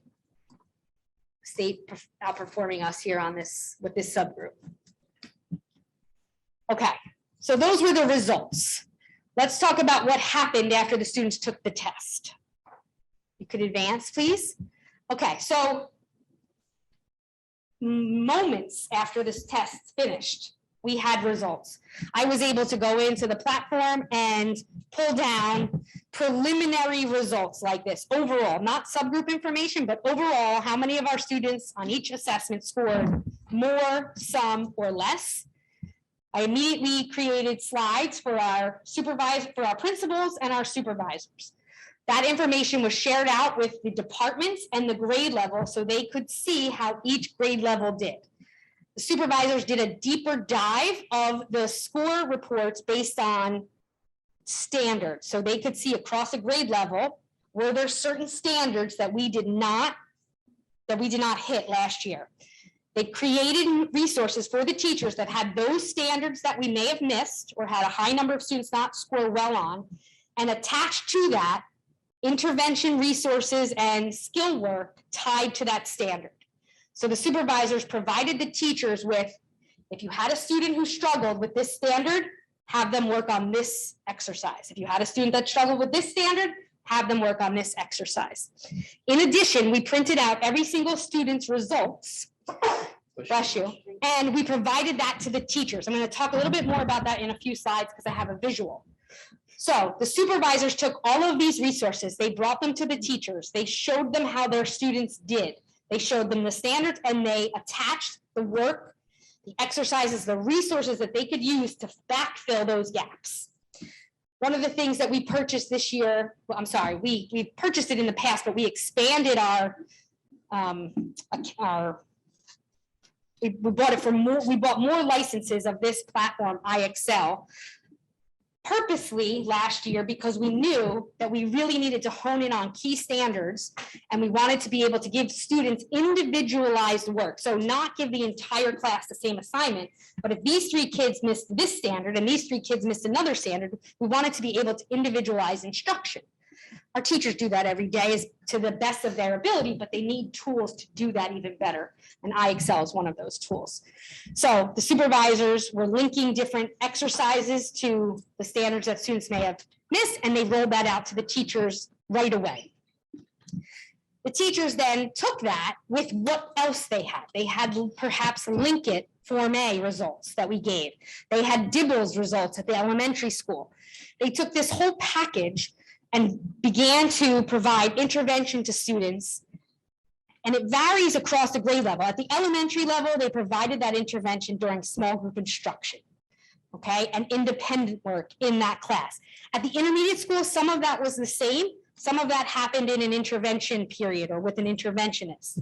And at the high school level, much of that happened just individualized. Students were self-directed, maybe after a opening whole group lesson and the lesson of the day, then there was time within the 82-minute block period for students to focus in on specific skills. And that went on throughout the semester as needed, right? We would then reassess. This IXL program gave us a lot of data feedback. Our Linkit results also gave us feedback where we could see, is it working? What do students need to continue to work on? Also combining that with what do they need to know to be successful this school year? Right, because that's the most important part, is to backfill what they may have missed and help them to be as successful as they can be this year. At different levels where we have interventionists, and of course INRS teams we have at every grade level, they also looked and dove into a student's individual performance to see what we can do. Does a student need to have an intervention cycle? Do they need more support? And they would look overall at grade level data and individual student performance to determine what supports to put in place. At the same time, we were rolling out our Spartan Acceleration Program, and students who were struggling in this were targeted for our Spartan Acceleration Program. It varied across the schools who was selected, but we did use this information to make those selections. Marianne, if you could please advance. Okay, so I just wanted to show you an example of what some of the teachers, not some, what all of the teachers would receive here. So there would be an item analysis. The supervisors would take a look at this. It would be the questions, what the question asked, what standard it hit, right? You see, so you have the question, then you have the standard, and then you have the concepts. And off to the right, it would tell you how many students in this class had this answer correct. What percentage had it incorrect? What percentage had it partially correct? So a teacher could look at that for their class and say, well, if I have a question where 75% of my students had it incorrect, I have to reteach that. I have to spend some time on that. If I had a question where 100% of my students had it correct, I don't need to spend time on that. They acquired that skill and I can move forward. And so those results were different for each teacher depending on the students they now had in their classes. Please advance. So then you would break down the student and the questions are now going across the top and it would show you how each student answered the questions. A green check is correct. A circle partially filled in is partially correct. And a open hollow circle is incorrect. So a teacher would receive this report for each one of his or her students and could use this to drive instruction and to target individual needs of students. Okay, please advance. And finally, the items were released as well, almost immediately, and the teachers had access to the questions and could see the question structure and mimic questions like this to make sure that students, after some intervention, after targeted individualized instruction, that they could then be successful on similar type questions. Okay, please advance. Parent resources, you could go ahead. So all parents in early December did receive their individualized score report for their student. That score report had information on how to log into the parent portal and the different resources there. This presentation will live on our website, so parents who are seeing it at a later time will maybe, if they've forgotten since receiving the report, will know that they can access the parent portal this way. And if anyone has any trouble calling the school, usually the guidance counselor or any of the content supervisors could assist with this. Please advance. And I just wanted to paint a picture of the assessments that students take in the course of a year. We took the PSAT in early October. The ASVAB test, which is at the high school level, was in October again in April. We've already taken the fall block NJSLA. We're getting ready to start access testing in 2 weeks. That's for our ELL students. We have been selected to take the NAEP at TOIS in grade 8 in February. For the first time ever, the state is administering the New Jersey Graduation Proficiency Assessment. That will be in March at the high school level. That is a required test for all 11th grade students, and it is part of their graduation requirement. They must sit for that test. If they have passed an NJSLA or another test prior, then they may not need the NJ GPA for graduation, but they do need to sit for it. That is a requirement. The ALEX is replacing the AccuPlacer, which was a Brookdale placement test, but now it is called ALEX. This is the first year that they have changed the format of that test. That's coming up in March. And then we have spring and spring block NJSLA, which runs in our district from April to June. The DLM is in May, and our AP tests are also in May. We do take the NJSLA again in August, but I didn't include that here. So this is a list of all the assessments that our students will take this year. And somewhere in there, there's actual days for teaching and learning, right? Somewhere there is. Yes. I would just like to say that, that work that we did right away after the test, this is one thing that I really, although it was a burden in some ways to administer this test right after returning from school, after a year of interrupted instruction, those results that we had immediately were really powerful and exciting to see as educators, to really have this item analysis and this information, this standards-based information immediately. We'll get it for NJSLA, but we usually get it a month or 2, 3 months later, and it's hard to apply to a new group of students. So this was the students we had right this minute with their results. That was exciting. And I think overall, as I pointed out throughout the presentation, there are areas of concern. There are areas that we have been focusing on since October and will continue to focus on. There are other things that we're pleased with and that we are trying to continue to build on. Some of those over the last few years, we have given a tremendous amount of energy to our elementary literacy approach to literacy. Right? We have changed that literacy block. We have required that small group piece. We have trained our teachers and they have really courageously bought into this new approach. And it is not easy to change your approach, when you're in the middle of your career, but to really, instead of just teaching the lesson and moving on and teaching the next lesson and moving on, they have become true practitioners of diagnosing a student's ability to decode words, read fluently, all of the different aspects of literacy, and then teach a lesson to a whole group, break into small group, and then individualize instruction for their students in many ways. And, I applaud them for the work that they've done. And we are trying to move that right up the line now. We've put a lot of energy behind including full-time interventionists in our budget each year to add that support staff that can help our teachers intervene. 5 years ago or so, we invested in coaches and job-embedded coaching where you could have another colleague come in and watch and see your students and look at their results and give you ideas and suggestions on how to intervene on their behalf. So colleague to colleague support, I think, has been tremendous. All of this started with the supervisor and the principal and the coach really partnering together to motivate and train and teach our teachers how to do this differently. And I think we're seeing that in the area of literacy. I think we need to duplicate that in the area of math. Right? We have to take those same strategies that we've learned, that we've been honing in on, and apply those to math. I think that we may need to put some of our coaching support and energy, shift it a little bit from literacy to math. The strategic plan had a goal of literacy across all students by grade 3. So that was we felt that was the most important thing we could do for an elementary student is have them reading on grade level by grade 3. So we did prioritize that over science and social studies and math at times, but a close second is math. And we do need to turn our attention to that a little bit more. At the intermediate school, we've hired our first interventionist this year. And that interventionist is focusing in on math because we see that as an area that we need the most attention. And we are working to redesign that block, that instructional block, to include that small group, individualized attention. We redesigned the lesson plan template this year.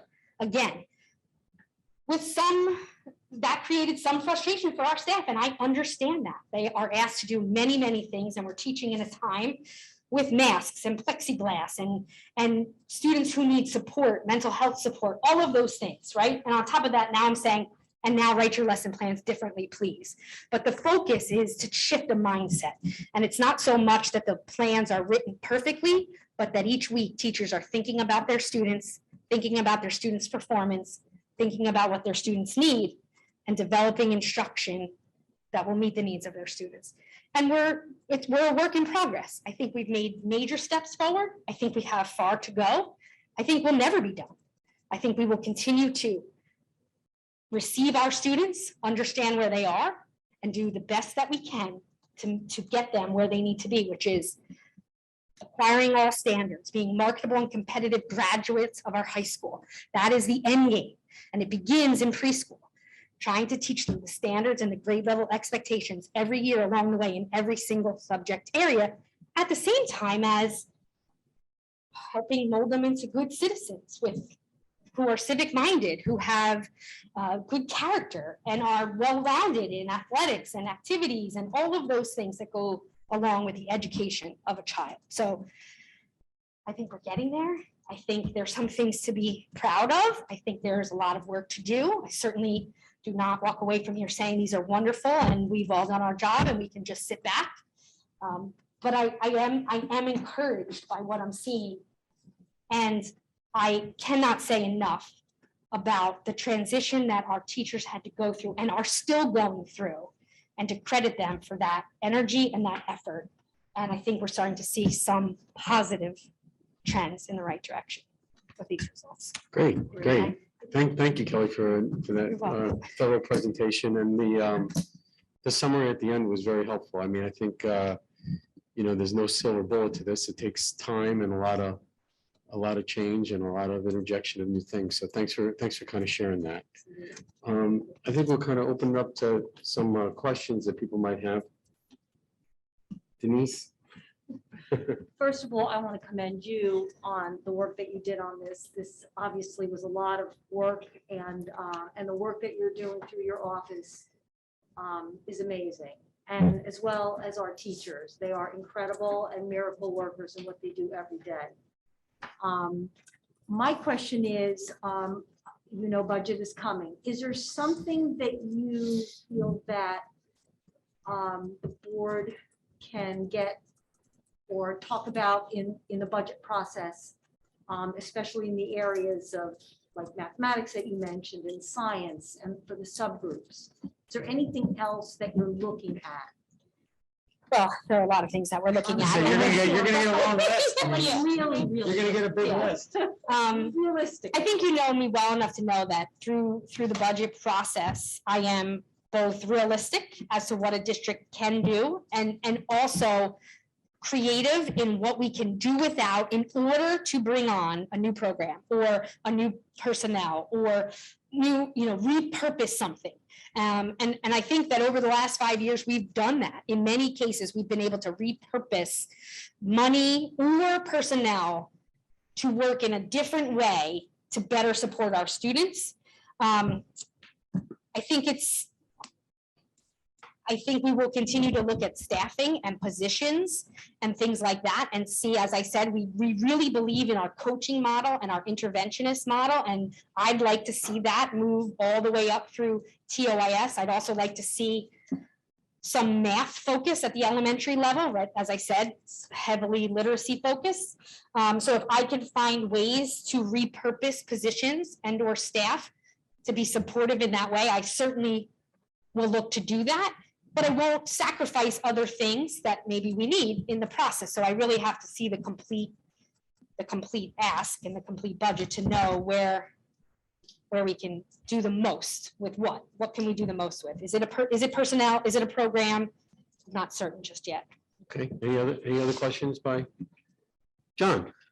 Thank you, Mr. President. Mrs. Weldon, not that there wasn't enough graphs there were plenty, so I appreciate that greatly. But do we get any data that shows race or ethnicity and gender on these tests together?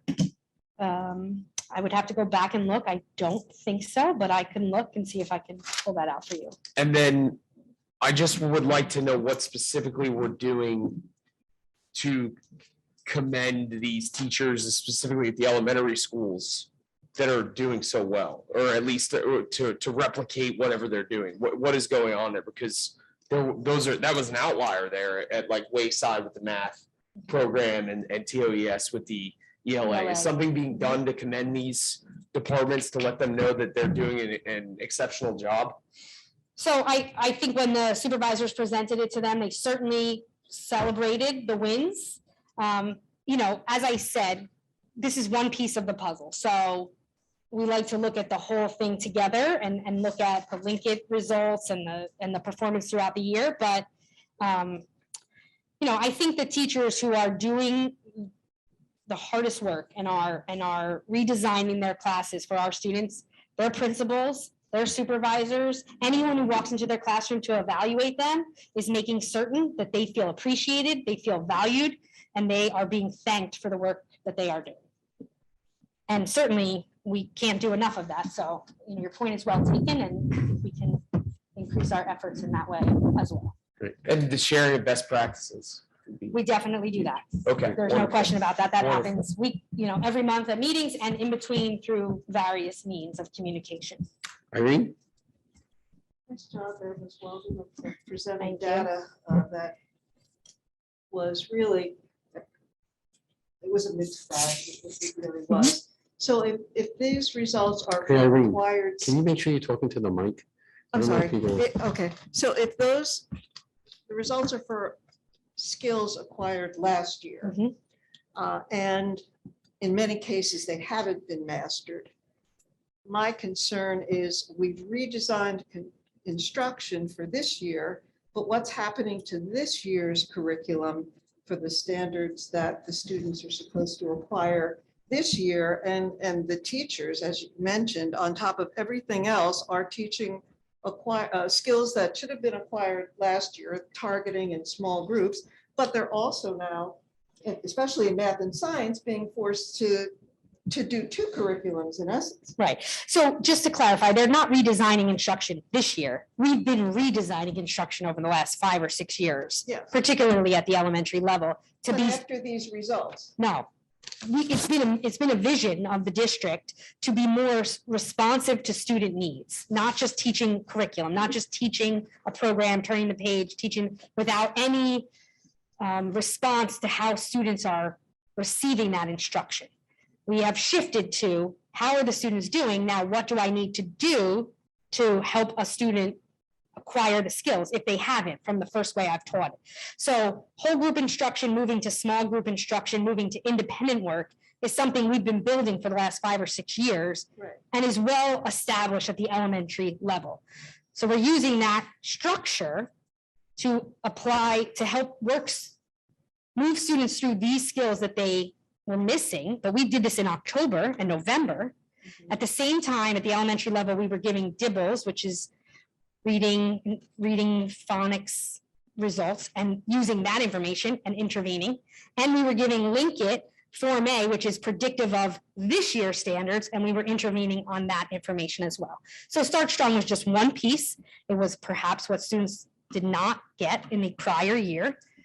Like I said, we were using that. We bought teachers that iExcel program for every single student. We did not have that before. We had it for small populations of students who had always been in, say, an intervention program, but now we bought it for the entire district so that teachers could put students on a path of intervention that was individualized for them based on their results.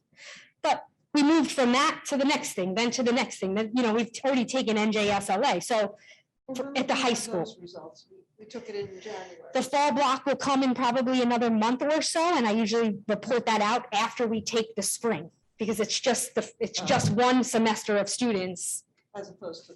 As opposed to the whole school. Only at the high school. only at the high school and only in fall block classes of ELA and math.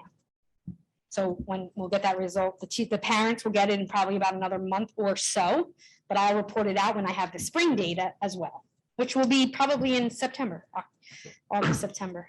And realize those students, those students took those tests coming out of Remote the most, instruction. the Absolutely. most dramatic COVID surge that we've had. So, Absolutely, and all those disclaimers from the state, well, they were. we always say that lots of factors go into a Lots of student's factors success in go a in. standardized test, right? But, Or lack of we success. also have, a prescribed curriculum, especially in math and science, that they're building blocks. Learn this, learn that, and then, it moves on. Right. Not so much in ELA, which I was pleased to see. One of the things the state did do, and we did it before the state even did it, but then we, used what they did as well, was, thank you, during the summer of 2020, when we knew we were returning to school, but we didn't know exactly what school would look like, whether it would be virtual or not, the administrative team, which came back to work in person July 1st, worked to develop priority standards at every grade level, the most essential standards at every grade level.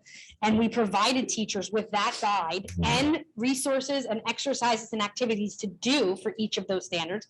And we provided them with a list of standards that they could put on the back burner, because we were having remote Wednesdays, half-day Wednesdays. We were taking mask breaks. We were going outside for fresh air breaks. We were doing all of these things. They could not possibly teach the full curriculum. So the administrative team, the supervisors, broke down every single content area and gave the teachers areas to focus on. And so that's how we've changed in this time, to answer your question. Thank you. I didn't know about that. Natalie, did you have a question? I did. It's a little more specific to content. The science grade, the science score for high school, the 64% that were more support needed, Is any of that due to just not being exposed to the content? Like they had chemistry and the test went up to physics or something like that? I don't think they were not exposed to the content. I'm not certain. They had different exposure to content. I will say that a senior would have taken, there are a few different pathways you could take in science, to your point. I think we found with our seniors, often they do not take these assessments with the seriousness that we would like. I can tell you as a parent of a senior at our high school, I don't know that these tests, and speaking to many friends of a senior high school, I don't know how many took it with great motivation, which is a shame. And not to say that they didn't try, but there's always something behind, does this count? I was just gonna say, it's important to keep in mind that these results are very high stakes for a district, not for students. And neither are the NJSLA. Even the graduation test is not going to be high stakes for the majority of our students because they will have fulfilled their graduation requirement some other way prior to that test. And they will sit for it because they must. But if they know they've already met the graduation requirement, I'm not certain what energy they bring to that sitting. That makes a lot of sense. Well, Ms. Weldon, thanks for standing for an hour and taking all these questions and a nice presentation. I think Alex's hands up. Yes, Ms. Hayes. Am I the only one left or, I don't know if anyone else. I have a question and a comment. I love all your presentations. This one was extremely thorough and thank you so much. Excuse me for all that. And some things I don't know if I should email you some other things too, but you answered some of my questions anyway. You're going to be posting this on our page. How do we make this 100-page, 100-slide thing user-friendly for the average parent in a one-pager? I feel like if we could do that, that would be such a resource for maybe writing in a 6th to 8th grade tops level, because there's a lot of data here. And as a parent, I'm fascinated by all this, but some people might just want to know the nitty gritty maybe. So I hope we look into something like that, because I would be totally overwhelmed if I opened this up and if I wasn't like the nerdy, PowerPoint person that I sometimes can be. So phenomenal. Thank you. I think this will give us amazing data going forward. So do we have any plans? I guess that's the question. Do we have any plans to do anything besides this meeting and posting on the page to tell parents about all this? That's my question. Beyond telling them about their own child? Yes, but telling them about their own child was just the thing that we got in the mail. Their child's score reports. Yeah. That's really it, right? To tell them about these scores? No, this is the public, Okay. presentation. They have their students' results. They may have been aware of interventions that their child was getting. They may have gotten a letter shortly after Start Strong and Linkit and Dibbles to say, we've identified a need in your student. We're going to put them through an intervention cycle for the next 6 to 8 weeks. We may have said, I've identified that your student is no longer in need of intervention and they're exiting the program. All of those communications on an individual basis are happening all school year long. That's good to hear. And more so probably. Okay. And parents would see that their students were invited to Spartan Acceleration or to other programming that we have as well. But again, that's individualized. Okay, and my last comment, it is a comment. I commend the seismic shift, and those are my words, seismic shift at OTES, especially in the ELA. As the only OTES parent here, I'm super impressed by, like you said, how for years they've struggled. So I think this shows, like you said, this isn't the end all be all, but it really shows the dedication of the district to change things. So I commend that. But you did say we might want to shift our interventionists, since we're kind of succeeding in ELA at all the elementaries, not just OTES. If we shift everything to math, which we do need, because I think these math scores are aren't great across the board. My concern is that we're seesawing. If we're gonna focus on Yeah. math, then ELA. Not then all, math, not then- all, just some. So, Right now, it's an imbalance, in my opinion, so Yeah. to bring it more into balance, but not to take it away from ELA. I do just hope that, I think this shows that all the new programs, the things we're buying, the extra interventionists, it just shows a proof of success in what we're doing. And if we're spending 80% of our federal money on things like HVAC and not things like that have been proven to work, I think we are crippling the success of our students. That's all I have to say. Thank you for your presentation. Thank you. Thanks, Ms. Walden, You're welcome. for a nice presentation. Thank you. Thank you. You still have the rest of your On my report? report. Yeah. Kelly, thank you very much. Outstanding presentation. Appreciate it. Just the only other thing I want to mention is that we still continue to see dramatic decreases in COVID cases. We've been dropping by 50% approximately each week since we came back. And that continues. Just in the last 2 days, I've only had nine cases reported to me, which we're back into the numbers where we were back in like October.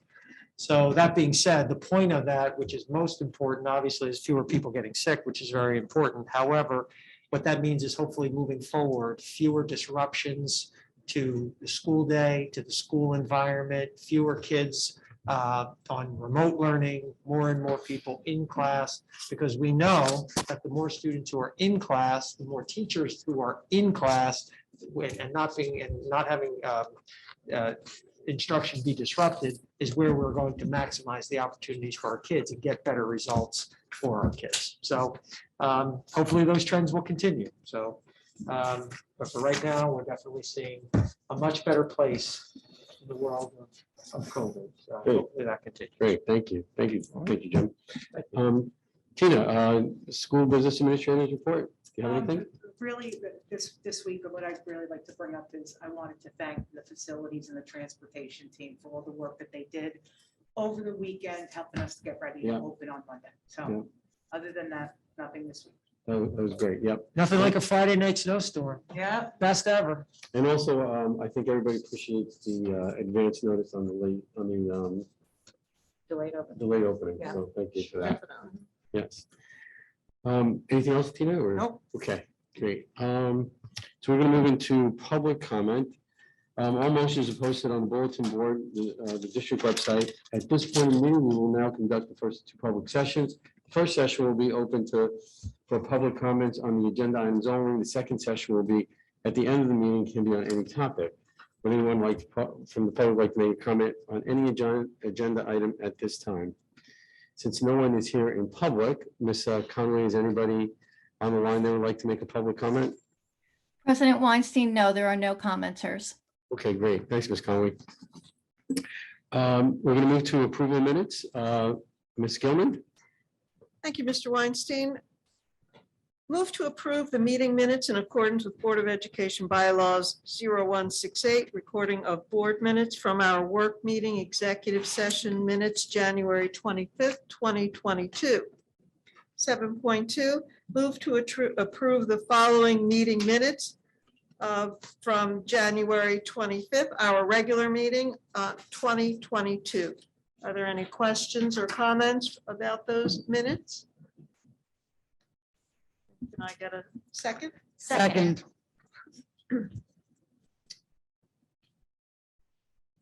Mrs. Beal, Yes. Ms. Gilman, Yes. Ms. Hayes, Yes. Mr. McCarthy, Yes. Ms. McGovern, Yes. Ms. Parlamas. Yes. Ms. Telerico, Yes.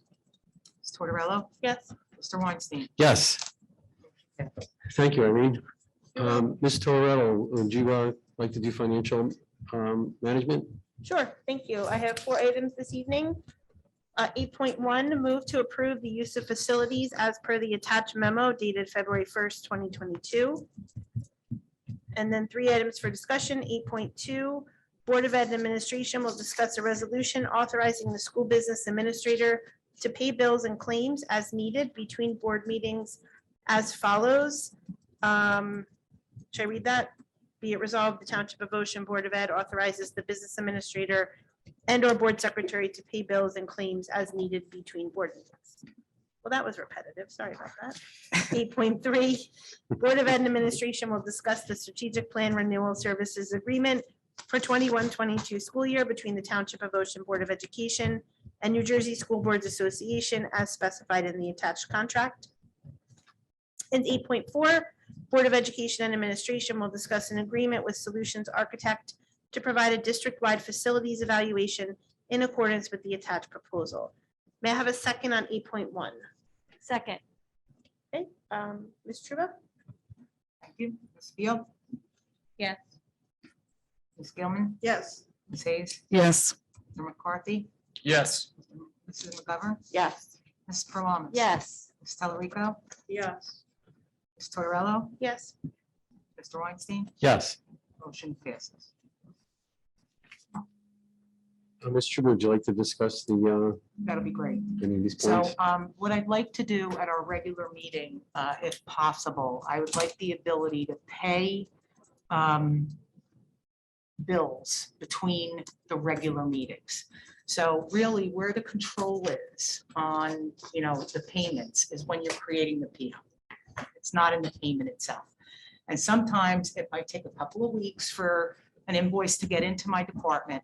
And then by the time I go to pay it, and if I'm waiting for a regular meeting, I might be much past the due date of the invoice. So for regular things like utilities, school specialty, buying lumber for the school when the custodians need it, I'd like to be able to pay those bills, but put them on the bills list for the approval from the board. So I've done this in my other districts, and it does help bring down the amount of emails that we are responding to saying, oh, well, the bill's not getting paid until the next board meeting, so forth and so on. It allows us to really focus on getting the bills out on time. Did you have a limit, a dollar limit to that No. approval? No. It was just basically the regular ones that I knew I was gonna go past the 30-day or the 45-day, whatever we signed in terms of the PO to make the payment. What I did ask Ms. Truba to put together would be a list of those vendors that we could just say are recurring costs, right? That you just approve, so we knew what that list was. Yeah, I mean, it's a lot of our vendors, but I could definitely put a list Yeah, together. and that way we don't have to, Or I'd like to maybe at a work meeting then approve the bills list. I don't know how you feel about that. So instead of only doing it On the resolution, right, on the. yeah, just the I regular would have no meeting. problem with that. I So mean, that might Okay. be more I'm fine with that. comfortable All right, I have no problem with that. Well, let me just do a quick, can I get a show of hands of who's into that? Fine. Okay, great. Okay, so let's do that. The word into it means approve it, by the way. Just to, I got it. just to kind of clarify the lingo So, here. so that would be one of the things that we would approve then off a regular meeting. Yes, Okay. yes. All right. that's- Great, that's nice good. idea. Whose idea was that? All right. With my idea. Your idea? Nice idea. You like my Good idea. idea? Great idea. Okay. The other thing that I wanted to talk about is I'd like everybody to take some time and look at the proposal that came from our architect. This is going to put together, a plan for us of things that we need to change out throughout the district, whether it be HVAC, whether it be lighting, whether it be flooring. And they want to come in and do an assessment, room by room assessment. I initially had talked about this, that'd be like 6 weeks ago, actually. I just got to the district. And initially it was over, $40-something thousand. We worked with the architect closely. We developed a scope of work with John Bosman's, our director of facilities. So it's under 20,000 now, but the architects are willing to come in next week to show the board what we would be getting. So if you could just take that opportunity this week, I know we had a lot to review with the test scores. Yeah, let me just ask a question. So, Sure. one of the things that we were trying to do was figure out the whole solar paneling, and we were looking at the roofs, and this is kind of part of that, right? Bigger. The Yeah, bigger much part of that, bigger. right? It's To help us looking at come out with the everything. real plan, Correct. so we can figure out timing, expense and timing, those kind of things, right? Okay. Yeah, yes, Amy. Well, I'm glad you asked that, Jeff, because I remember them coming in. So didn't we do a similar strategic plan recently? No, in 2013, we did a energy improvement efficiency study with JCT. But not with Solutions No. Architects. Solutions was not, it was a Spiesel group that looked at just the roof lines, the roofs. This is all the facilities, inside, outside. I did read through it and it is pretty thorough, but that $20,000, did we budget for this Yes, expense? I mean, I have money. I have money in my professional services for this year. Mike, Miss, oh, I think I saw Miss Hayes with her hand up. That's okay. One thing, the folks that worked on the high school, this solutions architect, so would they be giving us a report that might recommend new things that they are going to later bid on? Our architects are our architects of record right now. So they're the architects. So they're the They don't only do work. architects we They would- only, well, we use them for most of the building work, and we use Spiesel for the roof lines. You would bid out architectural services independent of the work. But they'll also be bidding on it too. Uh, Wouldn't they submit a bid to try to, If I bid for architectural services, we did that last year, I believe. yeah, So when I go out to RFP again, is Yeah, that, we do. I'm not in business, is that normal, folks who are in business? I don't know, I think Alex is asking, does this person then have an unfair advantage to win the business? Right. Right? Yes. for the architect business? Yeah. Yes. Yeah. Whatever business spawns from the, whatever business might spawn from the. They don't do the work. They're two separate things. They're two Right, separate that's, things. okay. Like, if they do something for electrical, I would have to go out to RFP for electrical. They help us write the technical requirements in the RFP. But then they As our they architect can't of bid record. on something that they helped us. Correct, no, Okay. no. Okay. Oh, no, but in other words, we bid our architect services independently of whatever happens here. So they let's say they give me a project for roofs. They're not roofers. But if they say we need a new addition to something at the middle school because it's crumbling, what, I'm making this up. And we say, yes, we need to build that. Wouldn't they then They would possibly bid for, The for architect whatever project services, we I want? would have to go out and RFP for that. Yeah, and they could, But could they be part of, Could they could be they part of it? respond to the RFP? Absolutely. And throw their yeah, hat?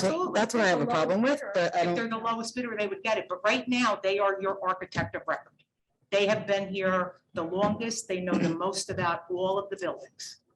sure, it just seems weird. So they're going to come to our next meeting and Yeah. give a Yeah, presentation. absolutely. Because I want the board to understand what Yeah. the end product would be if we did this. Okay. Again, this is all trying to help us for strategic planning and for me to understand what capital I need to pull over the next 3 to 5 years. Just to make sure we're not, I want to take to heart what Alex kind of pointed out. Does anybody have do we want to ask Tina to get another person to also come in? So it's competitive? Do we feel like that this is any kind of, I'm not Contradiction. necessarily saying that. I mean, some of y'all with more strict business experience, might have better leverage on this, and I don't know, have they also won every architect RFP that we've ever put out there because they know our district the best? I don't know. It does just seem a little And bit is that the skewed. criteria, the They dollar? use is the that solar. it? Yes, For what? diesel For- water. You said if they come in the lowest, they would get the RFP. So It that's depends it? on how I write it. If it's like a request for, proposal or a bid, it's different thresholds based on New Jersey standards. Now, right now, because they are listed as our architect of record, I would go to them because they know right now the most about our buildings. For a project, like if I'm adding a wing, I could go out and do a bid just like they did with Spiesel when they had the roofing project. They looked at the roofing project. So for right now, they know the most about our buildings, and right now, they're the only one that can give me a 3D kind of model of each classroom where I could look at it on a computer. I like the idea of them. I I don't want anybody to think that I'm poo-pooing them No, I for think, yeah, I this. think it was a good point to bring Yeah, up. I think whatever they're gonna provide us sounds great. I don't know. It sounds weird to me that they could then put in bids for 8 things in the next 10 years. You know, whatever, I'm making that up, but I don't know. The current thing at hand, I am in favor of, but going forward, how, yeah, we all know what I'm saying. I think she was next. That's right. Yeah, Ms. McGovern. My only concern by looking at this is that it's gonna be something that's done in the summer. And I know the reasoning for doing things in the summer. But if we're budgeting now, it's hard to budget, like, we're putting things off that might have to happen for another year. Are we talking about this proposal? Yeah. This work could be done at night. Oh, okay, okay, because in the, Absolutely. all right, so in We're the planning end, on doing it this year. okay, so in the end of his proposal, just in case you want to send it back to him, it does say that it would mostly be done in the summer Yeah, because of no, we unoccupied told buildings. them we wanted it done Okay. before. Well, that. actually, to that point, is it gonna, do you think some of the recommendations that are coming from here, you're gonna want to try to put in this next budget? Yes, Okay, so you're gonna have to, so that you're gonna have to move, right? because for example, I'm trying to put into this budget the release of a capital reserve to complete one roof, Okay, so that we could start putting solar panels on it after Okay. we do that. So like, I know the state of the roof lines in the different school buildings, but it would be good to understand the age of our univents, the age of, you know, some of the lighting that we have and how to upgrade it to LED. So that's what they're gonna come in and show us. Okay. Flooring. okay, Yep. all right. Gracianne? I just have a question about the process. So when the bids come in, who actually reviews them to see who has the lowest bid? Me. Oh, okay. I'm So the it's only business person that can open administrator. up the bid. And it has to be publicly announced, and the bidders, the people that are put in for the bid, they can be present while we do it. Yeah. And they can get copies of each other's bids to see what's going on. Yeah, and then you would typically give us a summary of what, Absolutely. Right. Who- How many people bid on the project? This Right. was the, you know, and I have a criteria that I, you know, base everybody on. Yep. That you'll be able to Great. see, a scorecard. John, did you have a question? Is it standard for them to charge us direct expenses with a markup of 10%, like it says in the proposal? It's like a hedge. If anything goes over, yes, that's very standard. Even for direct cost expenses? Yep. Okay. Okay, so you're thinking you might have this person here next week? Yeah, to- I wanted to set up a 15-minute meeting. Great, Yep. great. Okay, any other questions? Okay, Jim, did you want to? Yeah, just on 8.3, this is just the contract. As you know, we're going to be doing our new 5-year strategic plan, which in many ways, what Tina was just talking about, facilities is typically a part of the strategic plan. So obviously, getting that assessment would be, would coincide with the overall district strategic plan. And so this is just the contract to have School Boards Association come in, Kathy Weinkoff and her team come in and facilitate that process. So it's the same as we did 5 years ago. Yep. And those, we have a date in March, April, and May. I think Ms. Hayes had her hand up first. I know you had said those dates, but in this contract, I did not see this work must be completed by XYZ date. Yeah, I didn't sign, I Okay, didn't sign it yet. okay. This is just a. Could you speak up? I couldn't hear you. What'd you say? I didn't see a this must be completed by X date. I Oh, you know, didn't see a completion date on it? yeah.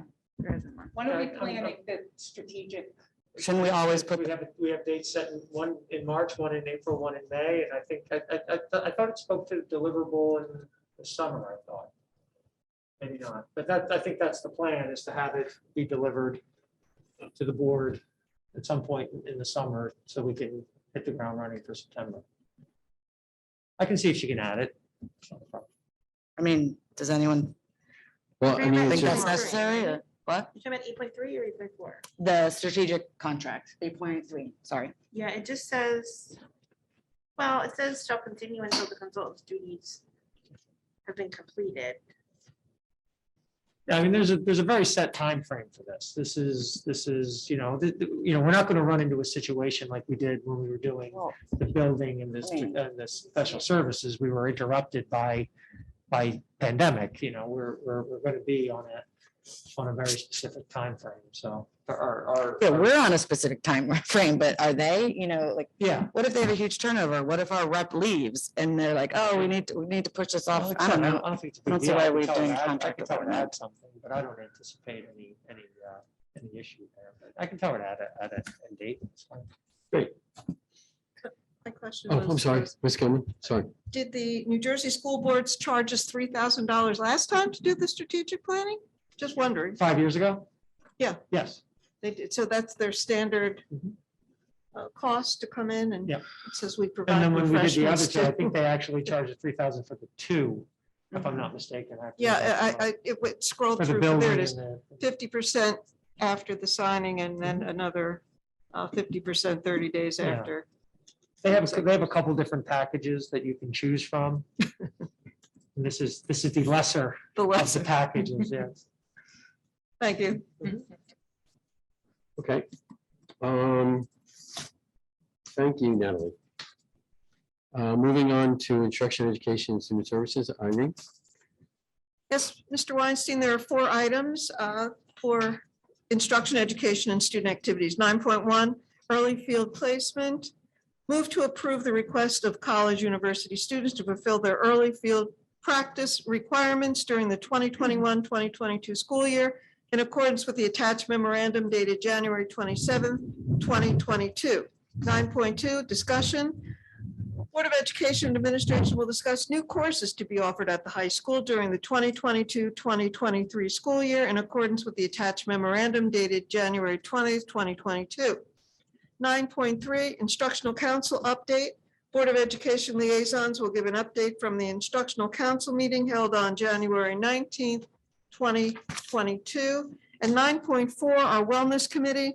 Board of Education liaisons will give an update from the Wellness Committee meeting held on January 20th, 2022. Can I get a second on 9.1? Second. Ms. Steele, I have a couple of questions about 9.2. why don't we just I vote don't on? know. Yeah, those are Yeah. discussion. Questions, is Okay, that so okay? yes for 9.1. Thank you very much. Ms. Skillman, Yes. Ms. Hayes, Yes. Mr. McCarthy, Yes. Ms. McGovern, Yes. Ms. Karlonis. Yes. Ms. Tellerico, Yes. Ms. Tortorella, Yes. Mr. Weinstein. Yes, I'm sorry, I'll recuse myself from 9.1. Sorry about that. Okay. Motion carries. Your question? So for the foundations of algebra, 1, will it satisfy the 3rd year of math? 2, is it required or an elective? The 3rd one, for the students, for example, if they are taking it in grade 12, I'm assuming this would be a block schedule so that those who want to advance to algebra 2, thinking about pre-college, will they have that opportunity? Okay, do you mind repeating those again? Well, 1, will it count as a 3rd year of math for the graduation? I believe that it's slated to count for one of the years of math, yes. Okay, so But I will then double check with Ms. Kasuba, but I believe so, yes. will it be required or as an elective? Well, when you say it Meaning would, it for would, some, looking at the description, I get why it's being offered, yes. but for some, will it be required before they? For some, it will be the next course in the sequence of courses to ensure that the graduation requirement is met.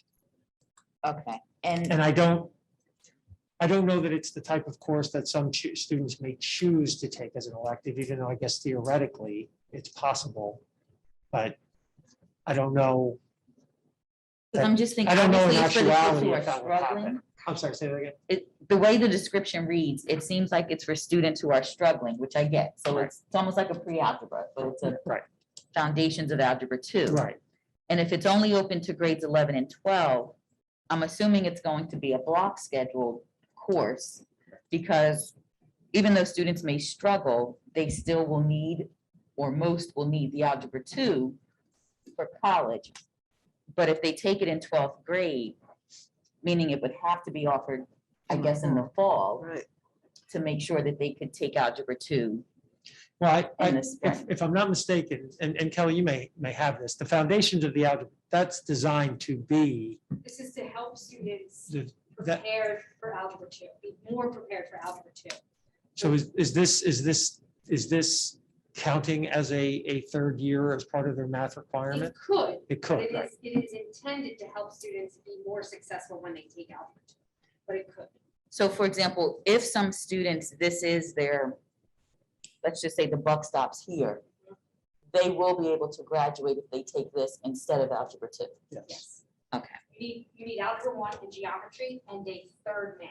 Right, so we this have will count. discrete math, we have Okay. calculus, pre-calculus, statistics, and this math. And then how many students are expected to need this? It's a small number. We anticipate running about 2 sections. So roughly 40? I would say even less. But- Small, but, Yeah, it's small, good, that's gonna be a smaller class size. smaller probably class size section. 30, probably 25 to 30. That was it for me. Uh, I have a Gracie? question. Are there attachments that are missing? Because it says the descriptions of the new courses are attached, but I don't have anything. So I just It's right wondered. underneath it. It's just the blurb that you see there. Oh, not an okay. I attachment. thought it was Just like that right an there. extra page. Okay. Who else just raised their hand? I couldn't see that. Anybody else raised their hand? Are we only doing 9, 1, and 2 right now? Oh, I'm sorry. I just want to make sure. Does anybody else have nine? Does anybody else have questions on 9-2? Is that okay? Okay. On 9-3. Who are the two? Well, I attended the instructional council update It was and, Irene Okay, and I, all but Irene's gonna speak. Okay. and did you have an attachment from the minutes for instructional council? Hang on one second. So the. You want it? I You're printed now, are you now on the instructional council? You emailed mine? Yeah, No, it's now I Natalie. received, It's Oh, in there, Natalie. yeah. Yeah, you pulled me off and put Natalie on, Okay, but great, I okay. was at this one. Right, I know. Right. You got a little. well, some of the concerns that were expressed at, I think they were attached, the minutes were. Yeah, it's an administrative. I it's see. an administrative, okay. My concern was the sixth grade teachers discussing the part-time rotation of in-class support. And the fact that there are 4 classes that are lacking in-class, 4 special ed classes that are lacking in-class support teachers, 2 in math and 2 in science. And the data that we just saw from that presentation shows how vital it is to have extra help for all of the students. And our response was that there's no immediate relief and that part-time teachers are, being hired, continue to be hired because they can cover more areas at a lesser cost. But that is a concern of I mine. can give an update. As a matter of fact, we did, Chris just had interviews yesterday with 3 quality candidates. It's true, we've had a very difficult time filling some of these positions this year. But we just had interviews with a number of quality candidates. So I think we're going to be able to fill some of To these fill very, in some of very those. quickly. That's excellent news. Yes. Excellent news, Yeah. good. And just one other thing, the SEL's coach, that was one of the concerns expressed at instructional council, just that they needed some clarification on the role of the coach. And I know we're working on an SEL curriculum, so I'm hoping that the coach's role can continue to be clarified.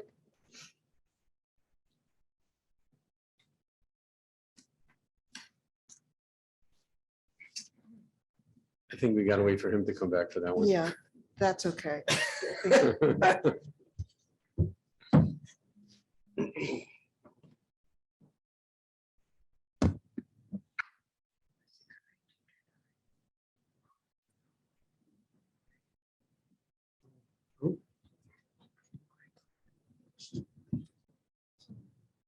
We need to take a recess, right? John, Natalie, I'll text you. I know.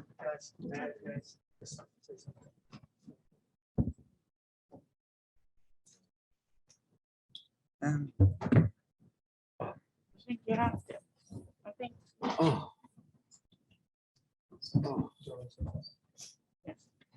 All right, so apologize to everyone.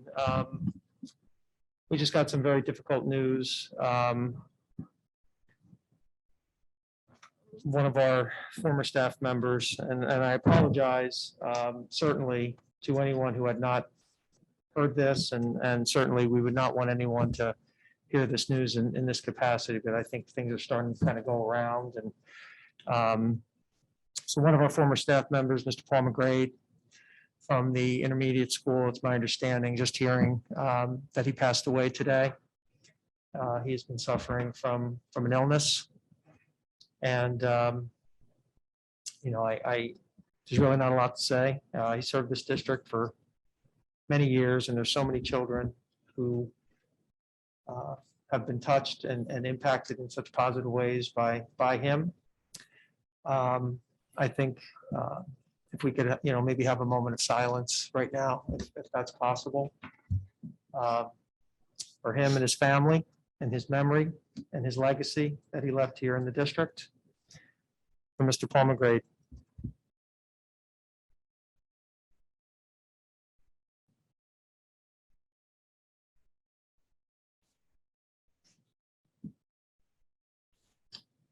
Thank you.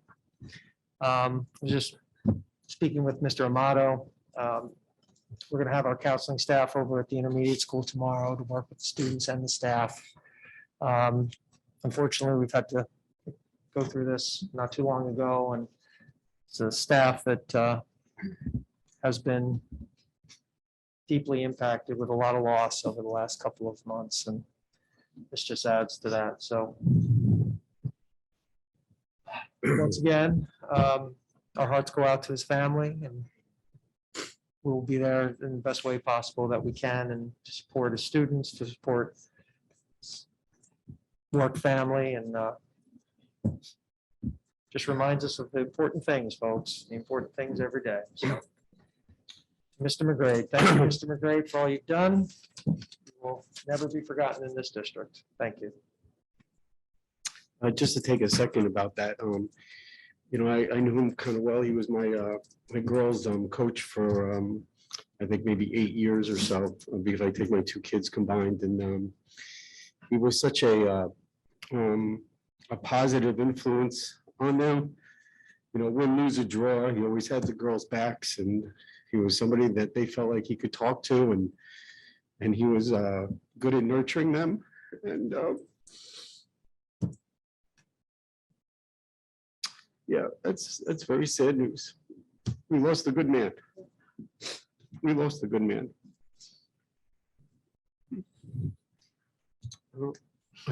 Okay.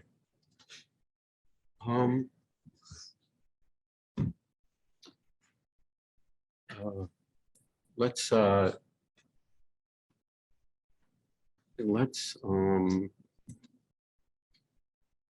We want to take a moment. Do you want a 5-minute break or you okay? Let's move on to the meeting. Okay. Let's move on to the meeting. Irene, are you complete with your? I'm You're done? finished. Okay. Did you have a raise hand? I know you were the. I do. Mr. McGrade was my daughter's coach as well, so I know him and his whole family, so it's very hard. Yeah, Just why don't we postpone this Sorry. discussion? We'll move the discussion to the wellness committee another day. Why don't we do personnel? Okay, why don't we do personnel, and then in public comment, we'll call it a night. Okay. Ms. Parlamas, would you like to do personnel? Yes, I'd like to make a motion to move items 10.1 through 10.10. Do I have a second? Second. Ms. Truba? 1 minute. Okay. Beal? Yes. Ms. Gilman? Yes. Ms. Hayes? Yes. Mr. McCarthy? Yes. Mrs. McGovern? I have to recuse myself from 10.3 for my daughter and yes to everything else. I'm sorry, I couldn't hear. Sorry, I have to 10.3? recuse myself from 10.3. Okay. Yes to everything else. Ms. Palamas, Yes. Ms. Telerico, Yes. Ms. Tortorella, Yes. Mr. Weinstein. Yes, thank you, Ms. Palamas. We're gonna move 11 and 12 to next meeting.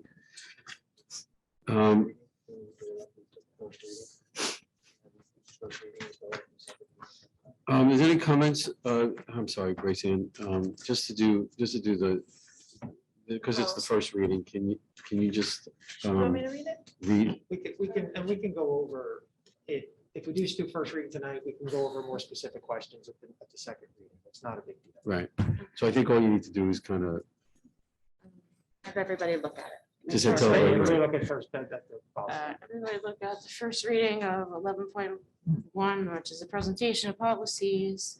The Board of Education Administration will discuss the first reading of revised or new policies under regulations as follows. We can put them on again next week as second reading. right, so if there's no comments, is it okay if we just kind of kind of kick this till next week, is that right? Okay, great. And we're gonna move 12.1, discussion of the Community Advisory Committee to next week as well. At this time, I'd like to move to public comment. Would anybody at this time like to make a comment on any agenda item only? Any item that they like to talk about? Ms. Conway, would anybody like to make a comment on anything? President Weinstein, there are no commenters, but I would just like to join the sorrow for Mr. McGrade. He was a wonderful teacher for my children as well, and a wonderful man. Thank you, Ms. Conway. I think we all agree. With that, can I have a motion to adjourn? Okay. Thank you.